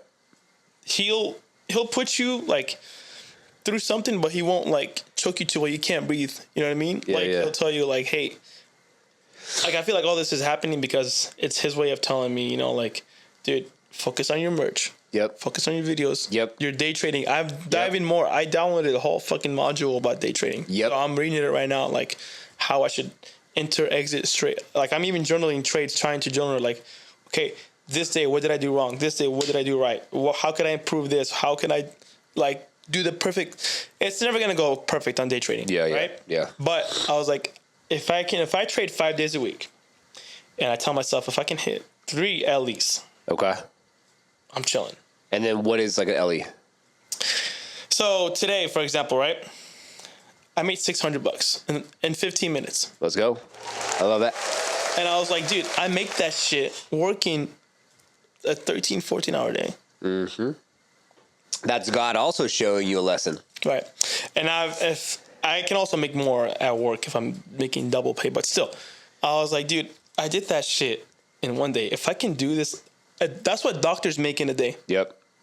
I was like, if I did it, and yes, it's all paper trading. I know it's paper trading, right? But I was like, dude, if I can apply this method and I can get it down, I can make this shit happen. So I don't have to work anymore. I'm right there with you, and I support that I support that whole thing because I was literally in the markets, and this has happened to me multiple times. So I was telling you about this is not financial advice, but I'll tell you all too. Dynasty Tech 1000 Inc. It's at $48 right now. It went up to $71, and I was up. So I'm still up 116 in this account, and then I'm still up in this account. Dynasty, I'm still up in this account like 313. So I'm still up like $450.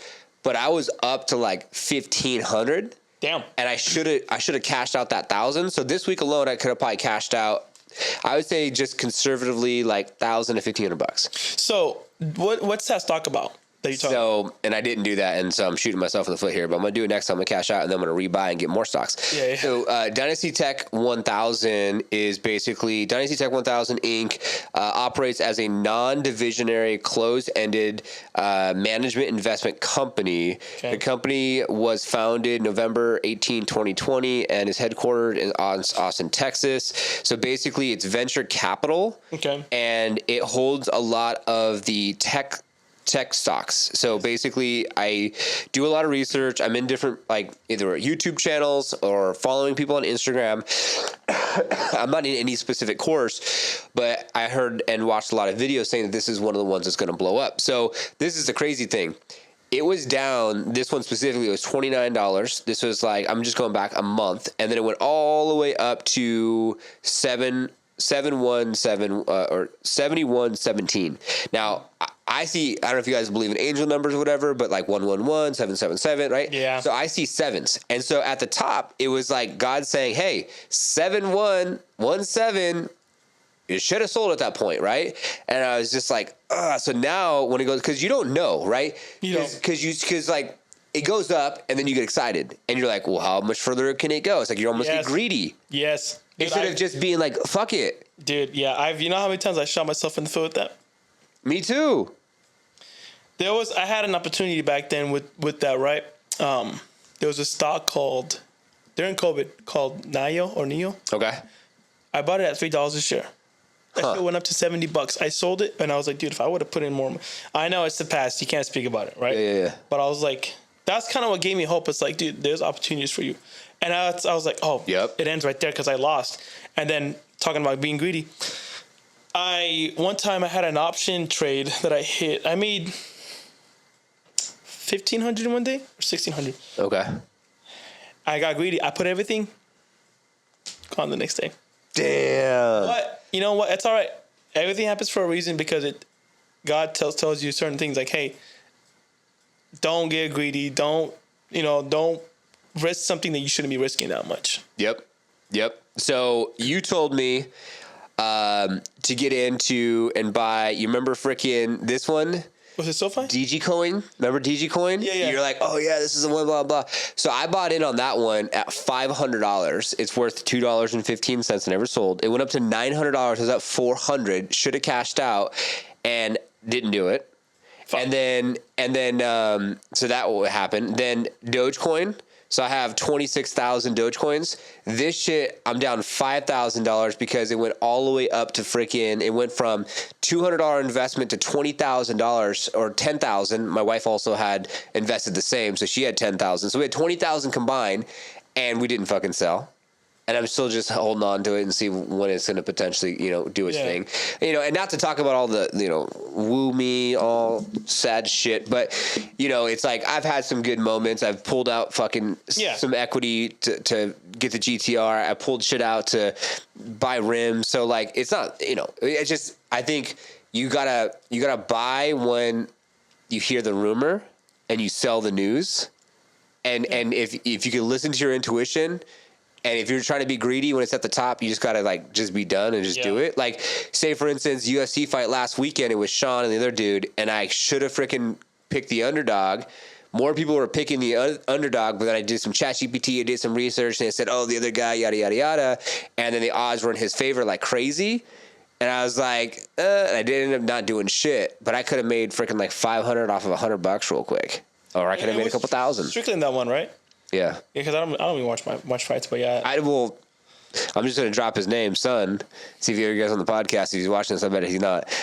He posted some shit about the fight, and I'm like, oh, if he's posting some shit, then I gotta see what's up. You know what I'm saying? Yeah. Just success leaves clues, and you gotta follow the people that are making moves. Son he's a cool dude, bro. I look up to him too. I barely met him, right? But he knows my friend Brian. Brian is also one of my other friends. He has that black GTR. I think you met him. The other Vietnamese dude. Yeah. Brian is also one of my longtime cool friends. He's helped me out a lot, like just by being a good friend. He always like sometimes when I'm hard on myself, it tells me, dude, like it's not everything. Don't make it seem like it needs to be like stress yourself out over shit. You know what I mean? Like And those kind of people I surround myself with because they're successful because I want to be like them. Yeah, amen. You know, that's Liftoff right there, and that's association, y'all. If you're out there, look around who you're with and your friends, and what that looks like for you, because it makes such a big difference. It rubs off. It rubs off big time. That's why if I go on my social media, I'm only following shit that supports me. I'm very intentional about what I watch, what I put in my body, how I'm tracking. I got the fucking ring, my sleep, all that type of shit, so I can just make sure that I'm good. Now, one thing lesson-wise for me, and maybe you could think about your lessons out there from God, was to slow down. Sometimes I'm just going too quick on shit. And just because you can go quick on shit, or maybe you feel like, oh, I can get this whole list and all this stuff checked off, like my day's going to be so much better. Like, is it? Because I've been dealing with allergies, and I'll tell the story now because I was going to tell off air, but we'll tell everyone here. And I'm saying this because this won't go out for another week, and I'll figure out all the legal stuff on the back end. But I don't know. We'll see. Long story short, company comes on Friday or Saturday, today's Friday, to do all the ducts, check for dust. I've been dealing with allergies, clean it up real quick. This guy's like either Russian or from Syria or something like that. It's a heavy accent, young dude, like probably in his 20s. And he goes up in the attic and he's like moving his ladder and he's fucking hell loud. And I was filming some content for Liftoff. I go out there. My wife's like, oh, the guy's upstairs. He's checking the ducts. He's doing his thing. It was like $200 for them to clean all the ducts and clean the lint in the dryer. So they just clean everything up, make sure everything is supposed to be called airflow. So I'm like, cool. I want good airflow. It's summertime. Yeah. And then he goes and takes all these pictures. He's like, oh, no. You're going to need to get you need to triple seal your duct. So there's the air handler and there's the duct that goes to air handler. And he's like, you got to triple seal it. You got to do a zip tie. You got to do tape. And then you also have to do silicone around it to triple seal it so that way it doesn't leak any air. I'm like, this isn't a boosted GTR, bro. Like, why does it need to be so fucking sealed? $100 per seal, right? Then he says, oh, no, look at this. Look at what you have here for your insulation. And there's a lot of insulation, but when you go up there, there's one section that's just a little bit. Yeah. So he shows me that picture, right? And then he's like, yeah, you see inside your air handler, there's some mold, right? And so I said, okay, got it. And so I was like, yeah, did you close the ducts? He's like, yeah, but they're basically open. And I'm like, what the fuck does that mean? So he leaves. He's like, I'll send you a quote, whatever. And I felt like this calling. It was almost like God saying hey, go upstairs and check his work. Because upstairs was getting hot. I'm like, why is it getting hot upstairs? What the fuck's going on?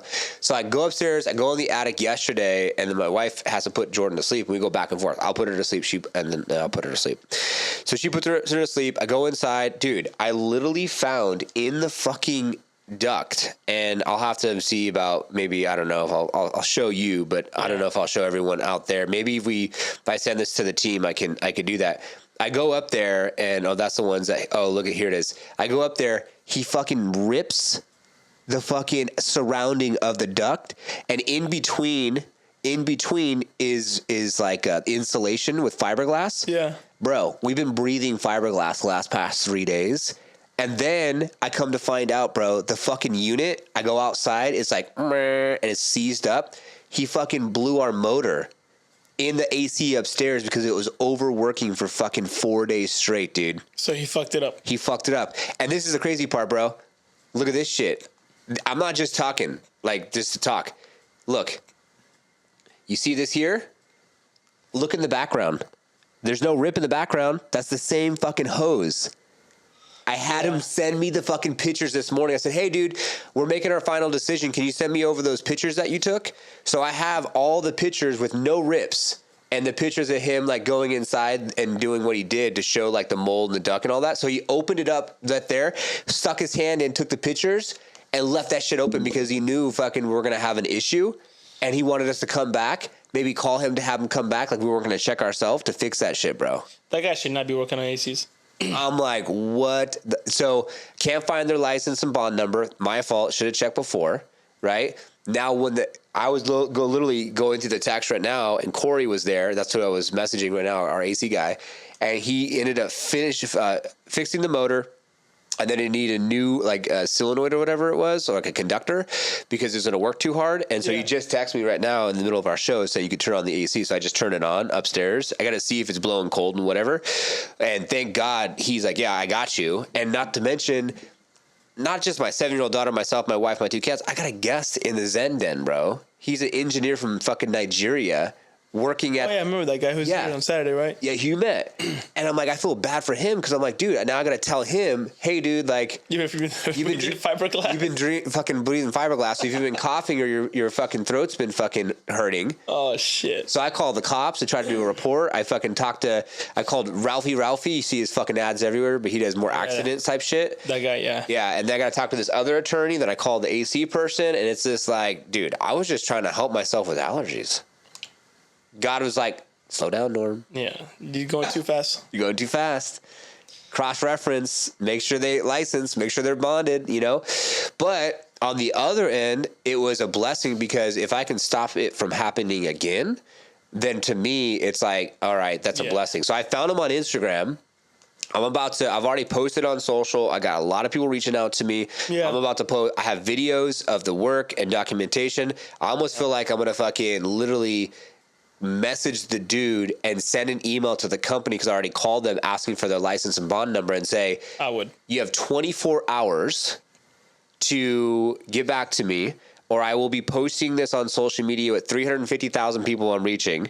And I'm going to put out the entire story with your Instagram, with your address, with all your business information. Yep. If you don't pay me for the money I just had to spend at bare minimum to fix the AC, and honestly, I kind of want to go through litigation and get at least 20 grand. I want a new AC unit. Yeah, that guy just fucked it up for you guys, man. Big time, bro. Some people should just not be. And you said he's not even licensed? I don't think so. Because so just FYI, if this ever happens to you, God forbid, I hope it doesn't. Make sure that on the invoice, I was talking to Corey, and he has also a service business in the field. He does AC. You're supposed to do. Oh, look at this. This is full too. So, dang man, this card. See, I need some help with file management. We saw that hobby over there. But long story short, he said if you get an invoice, on the invoice, you need to make sure that on the invoice it has license and bond number in the invoice. And if you don't, then that's an issue. Okay. And then that's really screwed. So I was like, man, that is absolutely ridiculous. And I couldn't believe that happened. And I feel like everything happens for a reason. So it does. It's fine. It's just a matter of like, I've never seen that before. I couldn't imagine anyone wanting to harm someone. I don't think that was his intention. He was acting like this is like an emergency. He's really trying to get him has to pay him to fix it right then and there. But like, don't have anyone work on your house that's not licensed and bonded because the bond helps you be able to pay for. I mean, you never know what people that is, but that could be just. Yep. So he should have not been doing that. No. Like, we live in this state that's hot as fuck. You need AC. So you actually think that, hey, that's not smart to do that. No, not smart to do that at all. If it's not going to make the AC work any better, why would I do that? You know what I mean? Yeah. And you're not helping anyone because you're not really doing a service. It's much better for you if you told me, hey, dude, you know what? I don't know shit. I'm going to call the other guy. Yeah. Well, he said that they're like a broker and they have connections with all these other service providers. So I was like, okay, cool. Like they're a broker, they have connections with other service providers. Like, okay, great, fantastic. But I was just like, really? Like, so when that shit went down, I was just like, wow, it really put a lot of things in perspective for me because the 7 triggers to yes states if you do something for someone else not expecting something in return, then you're going to be better off than trying to like screw someone over. So if he would have like came in, introduced himself, was super chill, and then like literally like was like, hey, all right, I'm gonna clean the ducts, get his 200. As soon as you could bill someone the first time, it's easier to get them to pay more. So at least get us to pay a little bit, and do the work, and then make recommendations after you build know, like, and trust, and that we feel that we understand and you're good. But the fact that he didn't do that makes you feel like, what the fuck? Yeah. That went down like that. But at the end of the day, you live and learn. And that's where I feel like, that's God just saying, all right, here's another learning lesson. But when, like, for you, I want to go a little bit into the topic of like, did you grow up religious or go to church, or is it something that your family talked about growing up? Yeah. So, I grew up in a Muslim household. Yeah. And, like doing Ramadan and all that going. That's how I grew up. And then over the years, I kind of like lean more towards being a Christian. Interesting. And I don't tell people that too much because I feel like they're gonna try to put something bad on my name. Everyone has opinions. It's all good. Yeah, but hey, that's what I transitioned to. Yeah. And, you know, like, I still believe in God. I still, you know, pray. Whether good things or bad things happen, I still pray, and I'm still grateful for whatever happened. Amen. And I include God in a lot of things. There was a period where I was like, and it's 100% my fault. I was like, I need to thank God more. And I'm not doing it enough. And I feel like a lot of these things happen because I don't put him in a lot of things. I didn't used to put him in a lot in my life. Interesting. It's not that I didn't believe in him. Yeah. You know, I believe in him. But it's just miracles happen. Well, like I had a scary, a chilling moment once, right? Yeah. Where I was out delivering in Rio Verde. Okay. They're dark as shit. You know, farm homes, 9:00 at night. No, it was actually like 10, maybe 9:30. And it's pitch black. I'm just delivering. And I saw an owl. And some people say that it could be a bad luck thing. Yeah. I never confirmed. I don't know. Anyways, the owl was on the tree. I was driving my truck, and then he was like, where you're at? And I was like, oh, shit. I just closed my door, whatever. And then I was like, I prayed. I was just like, I hope it's nothing like, you know, a bad spirit on me. I just hope that it just, like, you know, God just lifted it from my shoulders, you know. I know you're looking out for me. Amen. I turned right, because my truck, right? I have to, the door's behind me. Yeah. I gotta open it. I turned right. I'm at the house. Yeah. There's a post, like the window, and there's a poster or like a picture, like probably that big, right? Yeah. Picture of Jesus just looking at me. What? If that doesn't tell, that's one of many situations I had. Wow. That doesn't tell you that miracles happen, God exists, then I don't know what to tell people. It's a direct sign automatically just to confirm what you just said. And I'm right there with you. Like, I don't specifically grew up Christian, and some of the family is Christian and Catholic. I don't really specifically give myself any type of like, I'm Christian, I'm Catholic, I'm this, I'm that. Like, I can resonate with Christian for sure. Mm-hmm. I just like to like be open to all. I'm kind of the same. You know what I'm saying? Just to kind of understand, like, because the thing is I think that as soon as you go in and you say like, and I can't not say I'm not white, but yeah, you're white, then you're in this category. You're black, you're in that category. Or you're Christian, you're in this category. And like, we categorize people and put people in these boxes. Yeah. And there's something to be said about that, because it's like, then you kind of pigeonhole them and you don't see them for who maybe they really are. It's all like stereotypes and shit. Yes. Yeah. Yes. Like, dude, I grew up with people, you know, saying, oh, you know, you blew up shit, all that. And like, just telling me racist shit, but I never let it get to me. I didn't care for it. Yeah. I just thought it was funny. Whatever. It is what it is. Yeah. I just keep it simple. Because that's the thing. I think that there's truth, there's merit, there's different religions that have different things that you can learn from and about. And the cool thing for me is like, I try to read the whole entire Bible. That shit was hard. Because it's more parables and you have to go through, and there's different things that you can apply. Yeah. I had a guy today. He read a parable to me. His name is Jay, because he heard what happened, and he basically read this to me, or sent a message to me, and I could read it here. But it was just like interesting. So I allow God to speak through people, through certain situations. So like Jay said, this is a guy who was on his podcast. He does like sales and ninja training. He's up in Canada. He hasn't been on the show or anything like that, but we've been going back and forth. And after being on the show, he said, dang, bro, he's mad because he's jealous that he's not where he is in life. Because the guy also went in the garage to go in the attic and saw the cars and stuff too. He said, sounds like he's trying to hurt/harm you and your family. John 10:10a, enemy comes to steal, kill, and destroy. But John 10:10b says that Jesus comes to give life, abundance, and what have you. So spiritual warfare, bro.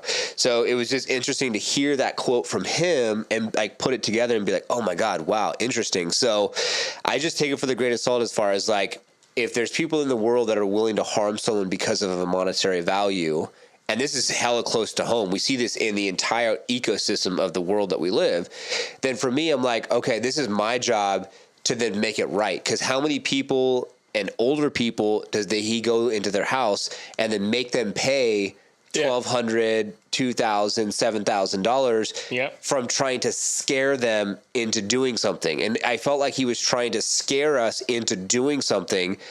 and not letting us logically understand, are you licensed? Are you bonded? What are you specifically doing? How's that really going to help? And all the things. And so I had to justify myself, which I don't need to do. If I say no, no is no. Bye. See you later. Have a good day. Exactly.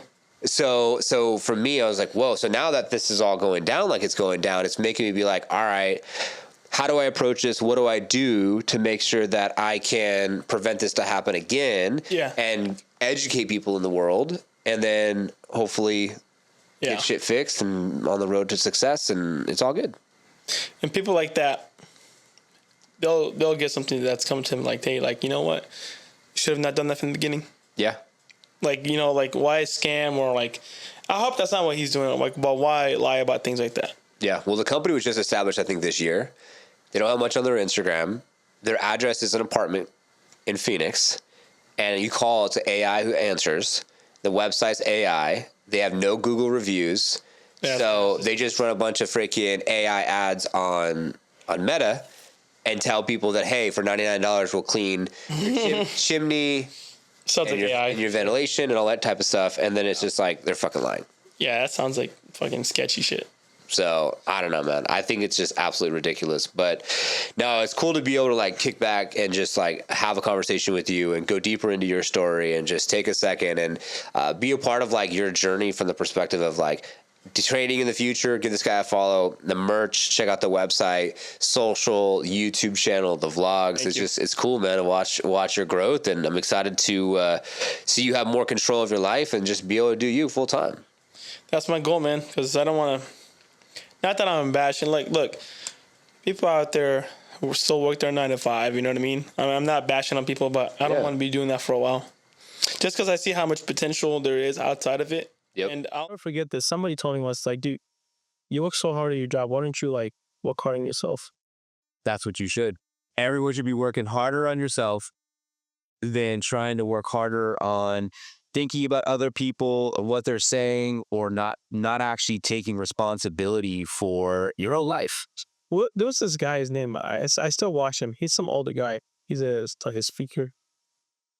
Dude, I can't remember, like Jim Ron, maybe? Jim Rohn, yeah. Right? Yeah. Yeah, he was like... I've actually read his book, bro. I gotta...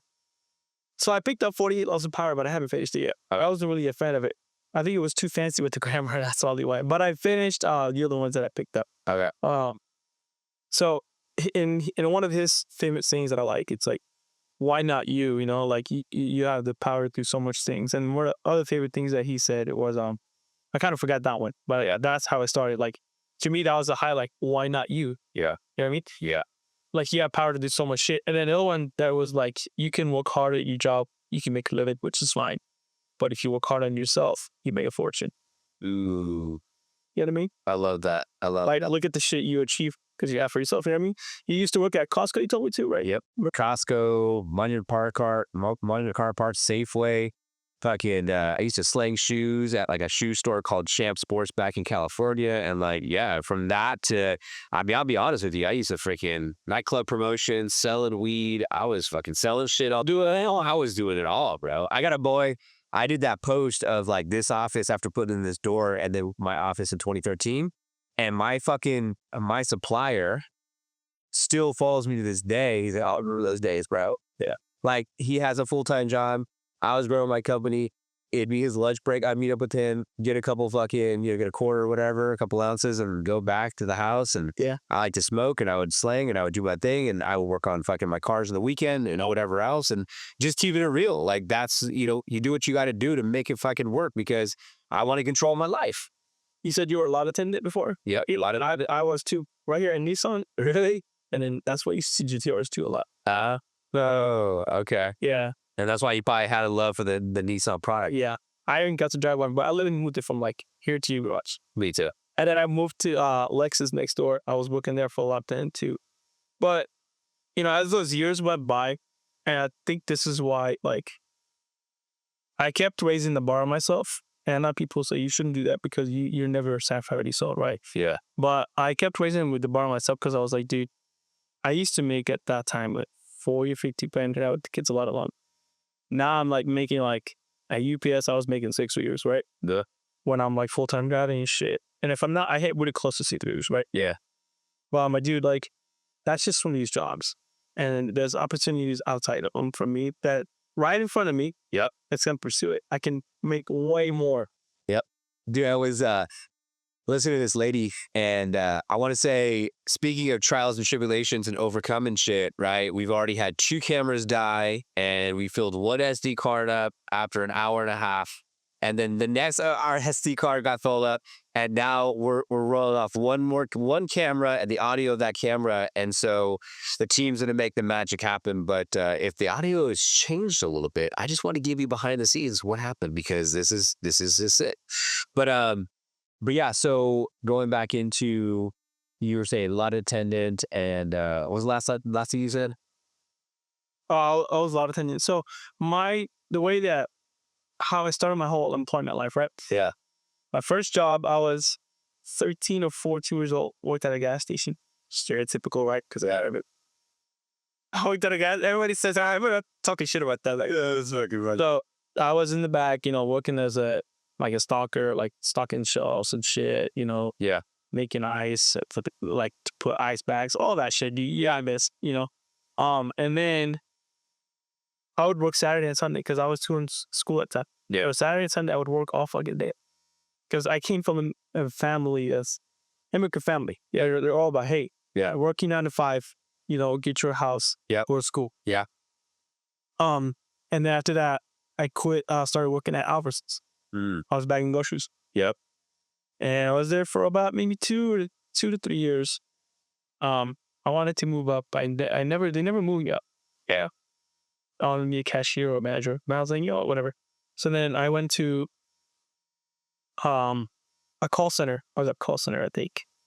And then I went back to the gas station until I found another job, which was I was doing Earnhardt, sales. Yep. Remember I told you? Yep. I was doing internet sales for some time. It was good money, but then we got bought out by Earnhardt.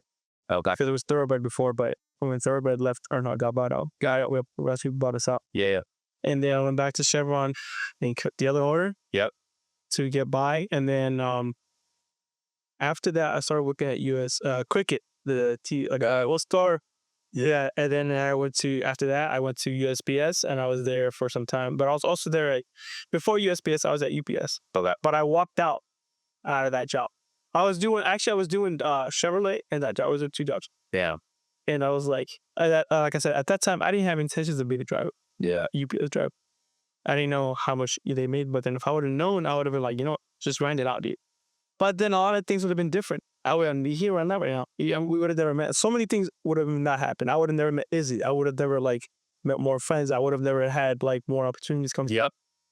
And after that, I was at the post office, and then now this current job. That's what's up. And that's the thing. I think that people have to realize that, you watching this, and now almost 2 hours in, and you sitting there, we sitting here, every single thing had to happen exactly the way it did for this exact moment to happen. And it's you need to go through what you go through to learn the lessons, to be able to evolve. And now I remember what I was going to say, because we were talking about kind of your future life, where you want to go, what you've done so far, and how manifestation. It's I was listening to this lady, and she was talking about how an actor and actress goes through the process. You do this exercise out there. Go through the process of saying, okay, if an actor or actress has to read a script and embody a character, to play the character, the person who's going to watch the movie has to believe in that character. So you have to become that person. You gotta wear, talk, look, makeup, hair, everything has to be on point. Yes. And that's where I think people forget. They don't think that they're worthy enough, or they don't deserve something. And so there's the self-fulfilling beliefs where all you have to do is become the character that you wish to be and believe that you deserve that character. And then you'll automatically be that character. And the faster you want it, the more you have to be obsessed about it. And what I've done is I wrote down a script, and it was 10 principles. And each principle is around family, finances, Liftoff, the podcast, my life, and how it looks, and what it looks like. So I'll just watch that shit to myself. I'll just watch myself reading this fucking list multiple times a day, just to feel like I'm there and to feel like I'm already that character. I kind of the same, but I just tell myself these things. I got manifest you're gonna be successful, you're gonna be a millionaire. You're not gonna have to work here no more. Yeah. You're gonna achieve this. You're gonna, reach different heights in your life. Manifestation is really is people don't think about it, but I used to have manifestation days about like, the GTR, like driving a GTR hat once. And then he got closer to it. He went to the events. Like, you got to sit in it. You got to feel it. You got to touch it. And God will show you signs, and whether it's a house or a car or a girl or whatever it is, and you'll get closer to those signs. And then it's just like, holy shit, now I've achieved it. Like, say, for instance, I didn't say this in the video, but I'll say it here. Like, this is a replica of one of 500 Richard Milles. So the fact that he wanted to trade his car, this is a $500,000 watch. But it's not real, because I got it from the Philippines, and when I was out in Japan, I had one of my guys pick it up for me, and I have it, so it looks straight up legit. This looks like a straight diamond chain. This is moissanite. Yeah. So it's not real diamonds. It's moissanite. It looks like it's diamond, like $10,000, $15,000, $20,000 chain, but I got it for like, I got $100 or some shit. Yeah. Right? And so I want to get closer to the diamond chain. I want to get closer to the $500,000 Richard Mille, but I know I'm not, it's not like it's kind of like fake it till you make it, right? But in a good one. But in a good way, because I still get to experience how it would feel to have it, and then experience how people would treat me because I have it. Yeah. But not technically have it. Yeah. Right. I agree with it. But what's the difference? It's still a stone. It still looks super dope. It's the hardest stone out there. It's actually moissanite that comes from freaking outer space. And this is still the same material that they use to make the fucking watch. So what's the difference between this watch and that watch? Well, this one doesn't have the automatic rewind. This is a battery. But dude, I wouldn't even known that. You wouldn't even known. Like, damn, this one has a Richard Mille neighbors. You see? So like this chain right here, Izzy got it for me. Yeah. But and that has a lot of value too, because it's sentimental. And it's she got this, wasn't cheap. Like, I think she spent almost dinner and the whole paycheck on this shit. Yeah. And I remember those chains. You can get one of those cloths. Or, remember how that you use their mothers? Bro, yeah. We got to put the mothers on that after our show, bro. Clean it up. That should be fucking blinging. I know. It used to be bling. I got to clean it. Yeah, you should get the mothers with the fucking rag, bro, and you fucking mother's paws like you did your tips. Really same shit? Same shit. Yeah. It'll polish that shit up like fucking brand new, bro. I got to do that. I used to fucking cop ones similar like that. Yeah. I used to have the flat ones with the link that lays flat. It was like big link, small link. I wish I don't have it no more, but yeah, Son and all those guys, they have these fucking things. That's what inspired me to get it. Yeah, so Son's always blinging too, bro. He'll be like, fucking this. Yeah. Damn, dude. Like, blinding me out and shit. Go follow this guy. Yeah, because this has been fucking amazing. Yes, sir. I can't believe it's already been 2 hours, bro. Dude, you're like, we just started. Yeah, this dude was like nervous. He's like, if I mess up, can we like cut something out? But you see, it's just a conversation. That's all it is. It's like us working on the car or at the GTR event or whatever.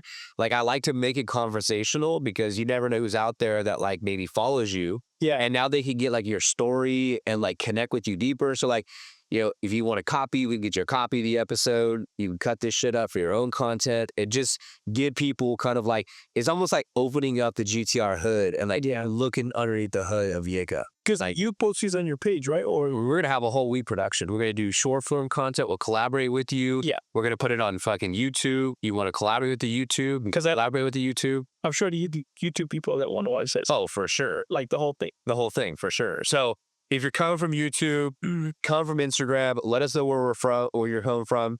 We're going to collaborate, all the things. And yeah, there's nothing to sell here. Like, follow, subscribe. You want to stick up with Yacob, what he's up to, what he's doing. Like, follow, subscribe to his shit. Watch his YouTube channel, watch his videos, check him out on Instagram. And I would say that like manifestation is real, bro. And if you want fucking a GTR, Supercar, whatever, you can get it.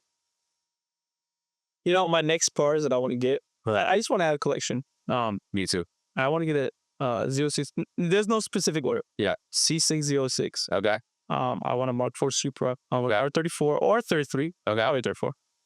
And then I want to get probably an F80 M3. That's what's I haven't gone, like, I don't even know what those cars are about, but I've heard they're fun cars. I love it. But that seems like the last option. But I want to get more cars. And then if it comes to an end goal, like, all right, what else do you want to get? Like the last, like the... Yeah, hittable like that. SVJ. Really? So seeing Son, does he... I'd already got it. Yeah, I was like, dude, fuck yeah, hell yeah, that's awesome. God's giving you signs. Let's stop it there.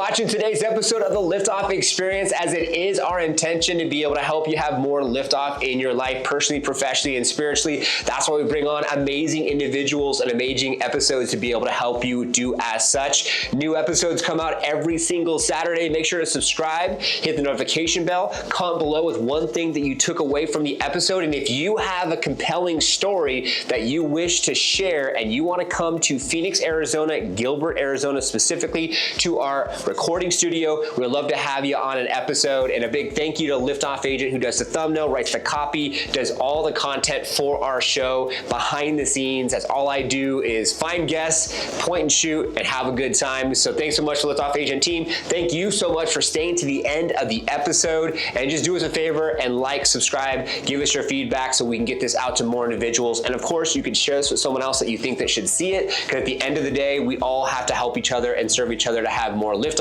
And now, our YouTube channel, you can go ahead and see all of our other videos. If you're listening to this, just go to the Liftoff Experience on YouTube. And if you're watching this, then you can see on the screen that we have lots of episodes that you can take a look at and you can watch today to be able to go deeper with different subject matters to help you have more liftoff in your life. Thank you so much for your time. I appreciate you. God bless. We'll see you all on the next one.